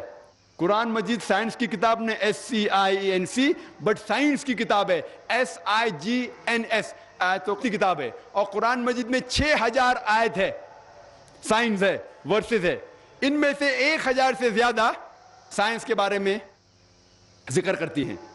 لیکن اگر ہم قرآن مجید سائنس کو جو لوگوں کی یارڈسٹک ہے، ان کا یارڈسٹک ہے، ان کی تولنے کی چیز ہے، اگر ہم قرآن مجید ہماری یارڈسٹک، ہمارا معیار سے دیکھیں گے تو ثم الحمدللہ ایک بھی آیت سائنس سے نہیں ٹکراتی، اسٹیبلش سائنس سے. لیکن یہ اگر آپ بائبلز ملائیں گے، ہمیں پتہ ہے کہ انجیل اللہ کا کلام تھا، لیکن یہ بائبل ابھی ملاوٹ ہو چکی ہے. اللہ کا کلام بھی اس میں موجود ہے، اس میں عیسیٰ علیہ السلام جو کہتے ہیں وہ بھی موجود ہے، جو تاریخ لکھنے والے لوگ لکھتے ہیں وہ بھی موجود ہے، اس کے اندر غلطیاں بھی موجود ہے، اس کے اندر بےہودہ چیزیں بھی موجود ہے. ہم کہتے ہیں یہ پوری اللہ کا کلام نہیں ہو سکتا، کیونکہ اگر آپ پڑھیں گے بائبل میں یہ لکھا ہے گاسپل آف میتھیو میں چیپٹر نمبر 4 ورس نمبر 8 میں، اور gospel of Luke chapter number 4 کہ دنیا چپٹی ہے. ہم جانتے ہیں دنیا چپٹی نہیں ہے. بائبل میں یہ بھی لکھا ہوا ہے کہ چاند کی روشنی خود کی ہے، یہ ہم جانتے ہیں بالکل غلط ہے. Genesis chapter number 1 verse number 16 and 17، اس میں یہ بھی لکھا ہوا ہے کہ اللہ تعالیٰ نے تارے بنائے سارے فلک میں تاکہ وہ دھرتی کو روشنی دے سکے. ہم یہ جانتے ہیں کہ آج فلک کے اندر کروڑوں گیلیکسیز ہے، ہر گیلیکسی میں کروڑوں ستارے ہیں. ہم صرف ہمارے گیلیکسی کے علاوہ 2 گیلیکسی کے تارے کو دیکھ سکتے ہیں، یعنی 3 گیلیکسی سے زیادہ تارے کی روشنیاں پہنچتی نہیں. تو یہ کہنا کہ اللہ تعالیٰ نے سارے فلک میں تارے بنائے تاکہ وہ دھرتی پہ روشنی دے سکے، بالکل ان سائنٹیفک ہے، سائنس کے خلاف ہے. بائبل میں لکھا ہوا ہے، بائبل میں جینیسس میں چیپٹر نمبر 3 میں کہ سانپ ریتی کھاتا ہے. ہم جانتے ہیں سانپ ریتی نہیں کھاتا ہے. ایسے کئی چیزیں لکھی گئی بائبل میں. آپ میری ویڈیو کیسٹ دیکھ سکتے ہیں جو میرا مناظرہ ہوا تھا ایک امریکن کے ساتھ ڈاکٹر ولیم کیمبل, اور اس کا موضوع تھا Quran and the Bible in the light of science. قرآن اور بائبل سائنس کی روشنی میں. اور اس کے اندر کم از کم 38, وقت بہت کم تھا, 38 سائنٹیفک غلطیاں میں نے بائبل میں نکالی, اور ڈاکٹر ولیم کیمبل ایک بھی غلطی کا جواب نہیں دے سکے. اسی طریقے سے آپ وید لیں گے, وید میں بھی غلطیاں ہیں. آپ یجروید پڑھیں گے, ہندو کی کتاب, اس میں لکھا ہے دنیا چپٹی ہے. یجروید میں یہ لکھا ہے کہ سورج ہمارے دھرتی کے گول چکر لگاتا ہے. یہ پرانے لوگ سوچتے تھے کہ سورج دھرتی کے گول جاتا ہے. تو اس طریقے سے اگر ہم سائنس کا مطالعہ کریں گے باقی کتابوں سے, صرف ایک ہی کتاب جو سفل ہوں گی, اور سائنس کے اونچے, قرآن مجید سائنس سے کافی اونچی ہے. تو اس سے ہم یہ ثابت کر سکتے ہیں کہ الحمدللہ قرآن شریف ایک صحیح کتاب ہے, اور باقی مذہبوں کی کتاب کے اندر ملاوٹ ہے. The next question is, what is the attitude of Islam towards Darwin's theory of evolution? Shall Muslims accept it or not? سوال ہے کہ قرآن اور اسلام کا کیا کہنا ہے ڈاروینس تھیوری کے بارے میں.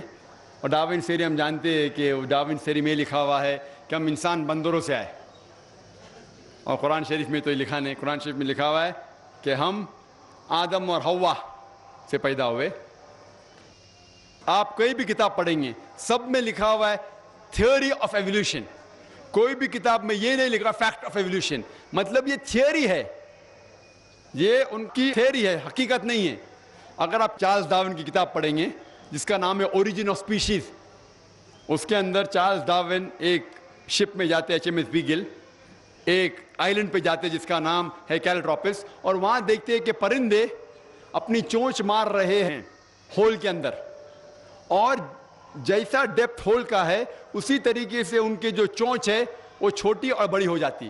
تو اس کو دیکھ کے وہ اپنی تھیوری پروپاؤنڈ کرتے ہیں نیچرل سلیکشن کی. اور چارلز ڈارون خود جانتے تھے کہ اس کے اندر بھی بہت سے غلطیاں تھیں, اسی لیے انہوں نے خط لکھا تھامس تھامپٹن کو کہ میرے پاس پورا ثبوت نہیں ہے کہ انسان بندر سے بنے, لیکن کیونکہ مجھے سمجھانے میں آسان ہوتا ہے ایمبریولوجی میں, روڈیمنٹری آرگنز میں, مارفولوجی میں, اسی لیے میں کہہ رہا ہوں. اور ہمیں اسکول میں بھی پڑھایا جاتا ہے تھیوری آف ایولیوشن, فیکٹ نہیں.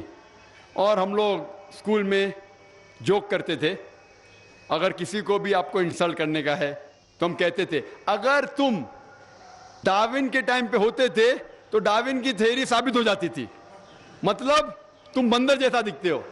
آج جو بھی کہہ رہا ہے کہ ہم بندر سے بنائے گئے یہ بالکل غلط ثابت ہو چکا ہے. آج آپ دیکھ رہے ہیں اگر ہم بندر سے بنے, اس کی تھیوری ہے کہ اینیملز سلولی ایوالو ہوتے, بدلتے جاتے, اور بندر سے بدلتے بدلتے انسان ہو گئے. آج کہیں بھی دنیا پہ آپ دیکھتے کوئی بھی شخص جو بندر آدمی کے بیچ میں دکھتے, کدھر بھی امریکہ میں جاؤ, انگلینڈ میں جاؤ, کدھر بھی جاؤ, ساری دنیا میں کوئی بھی آدمی بیچ میں نظر آئے آپ کو, بندر اور آدمی کے بیچ میں نظر آئے؟ اس سے ثابت ہو ڈارون تھیوری تو بالکل غلط ثابت ہو چکی ہے. اور کئی سائنٹسٹ لوگ نے, البرٹ گیوگری, فرینک سیلزبری, بہت سے سائنٹسٹ لوگ نے اس ٹائم ہی کہہ دیا تھا کہ ڈارون تھیوری غلط ہے. اور ایون بائی مالیکولر بایولوجی ہینسس کریگ کہتے ہیں کہ ہمارے دماغ کو بہت آپ غلط سوچتے ہیں جو لوگ کہتے ہیں کہ ہم بندر سے بنے. تو اسی لیے یہ تھیوری ہے آج غلط ثابت ہو چکی ہے, اور یہ قرآن کے بھی خلاف ہے. قرآن کہتے ہیں کہ ہم نے انسان کو ایک جوڑے آدم اور حوا سے بنایا ہے. One more question has been posed by non-Muslim. If predestination is true, then God causes us to sin. If God causes us to sin, yet damns to sinners to eternal punishment, then God is not good. Therefore, non-Muslim concludes, if God is good, then either predestination is not true, or else God does not damn sinners to eternal punishment. Please satisfy the contradiction that occurs. ایک غیر مسلمان سوال کر رہا ہے تقدیر کے اوپر کہ اللہ سبحانہ و تعالیٰ اپنی تقدیر لکھتا ہے تو ہم اگر غلطی کرتے ہیں تو دوشی کون؟ اللہ سبحانہ و تعالیٰ. اگر میں تقدیر میں لکھا ہے کہ ہم خون کریں گے اور ہم آدمی کا خون کر لیتے تو کون ذمہ دار؟ اللہ تعالیٰ. آدمی کو کیوں ذمہ دار کرنے کا؟ اگر تقدیر میں لکھا ہے میں چوری کروں گا, میں غلط کام کروں گا, تقدیر میں لکھا ہے کہ میں جہنم میں جاؤں گا تو جاؤں گا, تو کس کی غلطی؟ میری کیا غلطی؟ اللہ کی غلطی. اور یہ سوال مسلمان لوگ بھی سوچتے ہیں, اور تقدیر پہ ایمان رکھنا ہر مسلمان کا فرض ہے. لیکن ہم پہلے یہ جان لے تقدیر کسے کہتے ہیں. اور اکثر ہم مسلمان بھی نہیں سمجھ پاتے تقدیر کا کیا مطلب ہے, اور ایسا کہتے ہیں وہ تقدیر میں لکھا ہے تو میں کر دیا, کچھ بھی ہوا تو تقدیر میں لکھا ہوا ہے, محنت نہیں کرتا ہوں میں, وہ تقدیر میں لکھا ہے کہ میں غریب رہوں گا. یہ تقدیر کی کیا معنی ہوتی ہے؟ اللہ تعالیٰ فرماتے ہیں سورہ اسراء میں کہ جب بھی ایک انسان پیدا ہوتا ہے تو اس کے گردن کے گول میں اس کے پوری آتما کتھا, اس کا فیوچر, اس کا بھوشیہ لکھ لیتا ہوں. میں آپ کو سمجھانے کے لیے ایک مثال پیش کرتا ہوں. مثال کے طور پہ اگر ایک کلاس کے اندر ایک ٹیچر کلاس میں پڑھاتا ہے اور ایگزامینیشن کے پہلے کہتا ہے کہ یہ اسٹوڈنٹ پورے کلاس میں نمبر 1 آئیں گا, اول آئیں گا, یہ اسٹوڈنٹ سیکنڈ کلاس سے پاس ہوئیں گا, وہ اسٹوڈنٹ فیل ہو جائیں گا. مثال دے رہا ہوں, برا مت لگنا میرے ساتھ. اور ایگزامینیشن ہوتا ہے اور یہ اسٹوڈنٹ فرسٹ آتا ہے, یہ اسٹوڈنٹ سیکنڈ کلاس سے پاس ہوتا ہے اور یہ اسٹوڈنٹ فیل ہو جاتا ہے. میں آپ سے یہ سوال پوچھتا ہوں کہ جو طالب فیل ہو گیا, کیا وہ کہہ سکتا ہے کہ کیونکہ ٹیچر نے کہا میں فیل ہوں گا اس لیے فیل ہو گیا؟ کہہ سکتا ہے کہ نہیں کہہ سکتا. کیوں؟ ٹیچر اپنے تجربے سے کہہ رہا ہے یہ اسٹوڈنٹ بہت اچھا ہے, بہت پڑھائی کرتا ہے اس لیے فرسٹ آئے گا, یہ اسٹوڈنٹ ٹھیک ہے سیکنڈ کلاس, یہ اسٹوڈنٹ پکچر دیکھتا ہے کلاس ہی نہ اٹینڈ کرتا ہے اس لیے فیل ہوئے گا. تو اپنے تجربے سے وہ بھوشیہ کے بارے میں کہتا ہے. لیکن وہ اسٹوڈنٹ نہیں کہہ سکے گا کیونکہ ٹیچر نے مجھے کہا میں فیل ہوں گا اس لیے فیل ہو گیا. دوشی کون؟ وہ خود اسٹوڈنٹ, کہ اس نے پڑھائی نہیں کیا. اسی طریقے سے اگر آپ کمپیئر کریں گے, اللہ سبحانہ و تعالیٰ ٹیچر سے تو بہت اونچے. ٹیچر تو کبھی کبھی غلطی کر سکتا ہے. اللہ سبحانہ و تعالیٰ کے پاس علم غیب ہے, وہ بھوشیہ کے بارے میں جانتے ہیں. جب بھی کوئی کام ہوتا ہے کچھ چیز فکسڈ ہے, آپ کہاں پیدا ہوں گے, آپ کب مرے, کچھ چیز مکمل ہے. اس کے علاوہ اللہ سبحانہ و تعالیٰ نے آپ کو فری ول دیا ہے. فری ول مطلب آپ جو بھی چاہے چن سکتے ہیں. اللہ تعالیٰ کو ہدایت دی قرآن اور حدیث میں, لیکن آپ کے اوپر ہے آپ اس کے اوپر عمل کریں نہیں کریں. لیکن اللہ تعالیٰ جانتا ہے آپ کیا کریں گے. مثال کے طور پر آپ ایک رستے پہ چل رہے ہیں اور ایک چوراہے پہ آتے ہیں, 4 رستے ہیں, نمبر 1, نمبر 2, نمبر 3, نمبر 4. آپ کوئی بھی رستہ چن سکتے ہیں. آپ چنتے ہیں رستہ نمبر 3. اللہ سبحانہ تعالیٰ کو پہلے سے علم غیب ہے, پہلے سے پتا تھا کہ آپ جب چوراہے پہ آئیں گے آپ رستہ نمبر 3 لیں گے. تو اللہ تعالیٰ پہلے سے لکھ لیتا ہے کہ آپ رستہ نمبر 3 چنیں گے. کیونکہ اللہ تعالیٰ نے لکھا اس لیے آپ نہیں چن رہے, کیونکہ آپ چننے والے تھے, اللہ تعالیٰ نے لکھا. اسے کہتے علم غیب. اللہ سبحانہ وتعالیٰ کے پاس علم غیب ہے. اللہ تعالیٰ کو پہلے سے پتا تھا کہ آپ نمبر 3 چنیں گے, اور اللہ تعالیٰ تقدیر میں لکھ دیا کہ آپ نمبر 3 رستہ چنیں گے. کیونکہ اللہ تعالیٰ نے لکھا اس لیے آپ 3 نہیں چن رہے, کیونکہ آپ چننے والے تھے, اللہ نے لکھا. اور ایک مثال پیش کرتا ہوں. آپ نے 10ویں پاس کی, 12ویں پاس کی, آپ ڈاکٹر بھی بن سکتے, آپ انجینئر بھی بن سکتے, آپ لائر بھی بن سکتے. آپ چنیں گے ڈاکٹر بننے کے لیے. اللہ تعالیٰ کو پتا ہے کہ آپ جب 12ویں پاس کریں گے تینوں چیز آپ بن سکتے ہیں. آپ ڈاکٹر بھی بن سکتے, انجینئر بھی بن سکتے, لائر بھی بن سکتے. آپ چنیں گے ڈاکٹر بننے کے لیے. تو تقدیر میں لکھ دیا اللہ تعالیٰ آپ 12ویں پاس کریں گے اور ڈاکٹر بنیں گے. کیونکہ اللہ تعالیٰ نے لکھا اس لیے آپ ڈاکٹر نہیں بنے, کیونکہ آپ نے چنا اسی لیے اللہ تعالیٰ نے پہلے سے لکھ دیا. آپ سمجھتے؟ کچھ لوگ کل ایگزام ہے, اچھا ہے, طالب اچھا ہے, ابھی کل ایگزام ہے, کیا پڑھنے کا, تقدیر میں لکھا ہے کہ پاس تو پاس, فیل تو فیل, اور وہ نہیں پڑھتا ہے اور وہ فیل ہو جاتا ہے. تقدیر میں لکھا ہوتا ہے یہ آدمی پڑھتا تھا تو پاس ہوتا تھا, لیکن اس کی سوچ بھی ٹیڑھی تھی. اللہ تعالیٰ نے لکھا ہے تقدیر میں یہ شخص اگر پڑھتا تھا پاس ہوتا تھا, لیکن اس نے سوچا کیا پڑھوں میں, تقدیر میں لکھا نہیں پڑھتا فیل ہو جاتا ہے. تو دوشی کون, اللہ یا وہ خود؟ تقدیر میں بھی لکھا یہ وہ پاس ہو سکتا تھا لیکن وہ نہیں پڑھتا اس لیے فیل ہو گیا. پھر بولے گا دیکھو تقدیر کو تو میں ٹال نہیں سکتا ہوں. اسی لیے وہ کہاوت ہے, علامہ اقبال نے کہا ہے, خود ہی کو غیر اتنا بلند کر, تقدیر کے پہلے خدا اپنے بندے سے خود پوچھے بتاتے ہی رضا کیا ہے. اور حدیث میں آتا ہے کہ دعا تقدیر کو بدل سکتی ہے. مثال کے طور پہ اگر آپ جاتے ایگزامینیشن میں اور آپ کا پیپر اچھا نہیں جاتا اور آپ جانتے کہ آپ فیل ہوئیں گے، آپ گھر پہ آتے اور دعا کرتے اللہ تعالیٰ سے، یا اللہ سبحانہ و تعالیٰ میں نے پیپر میں اچھا نہیں کیا، مجھے پاس کر لے۔ اللہ تعالیٰ آپ کی دعا کو قبول کر لیتا اور پاس کر لیتا۔ تقدیر میں یہ لکھا ہے کہ آپ نے پیپر اچھا نہیں کیے، آپ فیل ہونے والے رہتے، لیکن آپ نے دعا کی۔ اللہ تعالیٰ کو یہ بھی پتا ہے کہ آپ دعا کرنے والے کہ نہیں کرنے والے، اور تقدیر میں یہ بھی لکھا ہے کہ اللہ تعالیٰ آپ کی دعا کو قبول کریں گے۔ اللہ تعالیٰ بھی جانتا ہے اگر آپ 100 سال بعد کوئی شخص دعا کرے گا، وہ بھی جانتا ہے اللہ تعالیٰ وہ دعا قبول کرے گا کہ نہیں، وہ بھی تقدیر میں لکھا ہوا ہے۔ تو اسی لیے ہمیں ہر روز دعا کرنا چاہیے، ہر وقت دعا کرنا چاہیے۔ دعا تقدیر کو بدل سکتی، مطلب جو آپ کی پہلی ہونے والا تھا اس کو بدل سکتی، لیکن وہ بھی تقدیر میں لکھا ہے کہ آپ دعا کرنے والے، اور وہ بھی لکھا ہے کہ اللہ تعالیٰ دعا کو قبول کریں گے کہ نہیں۔ تو تقدیر میں لکھا ہے کہ آپ فیل ہونے والے تھے، آپ گھر پہ آتے ہیں، دعا کریں گے، اللہ نے دعا کو قبول کیا اور آپ پاس ہو جائیں گے۔ تو اسی لیے ہم مسلمان کو اللہ پہ بھروسہ رکھنا چاہیے، لیکن اللہ کے رسول نے فرمایا اللہ پہ بھروسہ رکھو لیکن اونٹ کو باندھو۔ آپ نے کہہ سکتے اللہ پہ تقویٰ ہے، میں گھر کا دروازہ کھلا رکھوں گا، کوئی چور نہیں آئے گا۔ اللہ کے رسول نے فرمایا اللہ پہ بھروسہ رکھو لیکن اونٹ کو باندھو۔ تو اللہ پہ پورا بھروسہ ہونا چاہیے، لیکن آپ خود محنت کرنا چاہیے، آپ خود جہاد کرنا چاہیے، آپ کو خود قرآن پہ عمل کرنا چاہیے۔ آپ کہیں گے تقدیر میں لکھا ہوا ہے میں چوری کروں گا تو آپ کام ہی نہیں کریں گے، اور چوری کریں گے بولیں گے تقدیر میں لکھا ہے، آپ کی غلطی ہے، اللہ تعالیٰ کی نہیں۔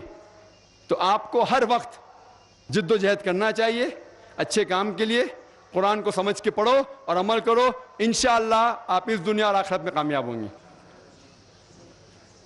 Sir, 2 more live questions from that side. Erudite brother Dr. Zakir Naik, Assalamu alaikum wa rahmatullahi wa barakatuh. I am Imtiaz, lecturer by profession. I have a question. I have gone through Nurun min Nurillah, and second, Huwa allazi ja'ala shamsu ziyaun wa qamaru nura, and third, Allahu nur as-samawati wal ard. I couldn't understand what is this nur, please. بھائی صاحب نے قرآن میں کئی آیت کوٹ کیے، آخری آیت جو کوٹ کیا اللہ نور السماوات والارض، وہ سورہ نور کی آیت ہے، سورہ نمبر 24 آیت نمبر 35، اس میں اللہ تعالیٰ فرماتا ہے اللہ نور السماوات والارض، کہ اللہ سبحانہ و تعالیٰ اس آسمان اور اس دھرتی کے نور ہیں۔ نور ایک عربی لفظ ہے جو میں ذکر کیا سورہ فرقان میں سورہ 25 آیت نمبر 61 میں، کہ نور کے معنی روشنی کو ریفلیکٹ کرنا، ریفلیکٹڈ لائٹ، یا منیر جو بورو کی ہوئی لائٹ۔ نور کی معنی ریفلیکشن آف لائٹ، مطلب ایک لائٹ کو ریفلیکٹ کرنا۔ اسی طریقے سے غیر مسلمان پوچھتے اس کا مطلب اللہ کی روشنی خود کی نہیں ہے کیا کسی کی روشنی کو ریفلیکٹ کر رہا ہے؟ وہ آیت آپ نے جو کوٹ کی آدھی ہے، پوری آیت بڑھتی ہے کہ اللہ نور السماواتی، اللہ سارے آسمان اور کائنات اور دھرتی کا نور ہے۔ اس کی مثال ایسی ہے کہ ایک مصباح ہے، ایک روشنی ہے، مصباح لیمپ، اور لیمپ کے اندر ایک نچ ہے، ایک چھید ہے، اور اس لائٹ کو یعنی روشنی بھی اللہ تعالیٰ کی ہے اور اللہ تعالیٰ ریفلیکٹ کر رہا ہے۔ آپ ہیلوجن لیمپ دیکھتے ہیں، ہیلوجن لیمپ، یہاں تو ہیلوجن لیمپ، اس میں بلب ہوتا ہے، اس کے پیچھے ریفلیکٹ کرنے کے لیے ایک سلور کوٹنگ ہوتا ہے، تو بلب بھی ہیلوجن لیمپ ہے اور ریفلیکشن بھی خود کا ہے۔ تو یہ روشنی بھی اللہ تعالیٰ کی ہے۔ اللہ تعالیٰ فرماتے ہیں کہ اللہ تعالیٰ کی روشنی خود کی بھی ہے اور خود کی روشنی کو ریفلیکٹ کرتے ہیں سارے دنیا میں، آسمان میں اور دھرتی پہ۔ وآخر دعوانا الحمد رب العالمین۔ بس تہند انتہائی شکر گزار، بہ کر بیٚیہِ اکہِ لٹہِ شکریہ ییٚتہِ کِس ایڈمنسٹریشنُک، خصوٗصاً ڈی سی صٲبُن، ایڈیشنل ڈی سی صٲب عبداللطیف دیوا صٲبُن، یِم زبردست کوآپریٹو روٗدۍ یہ پروگرام ہینڈل کرنس اندر۔ اللہ تعالیٰ کرن تمن سارنی جزائے نیک عطا۔ بہٕ چھُس دِل کٮ۪و امی گہرٲیو سۭتۍ شکریہ ادا کران۔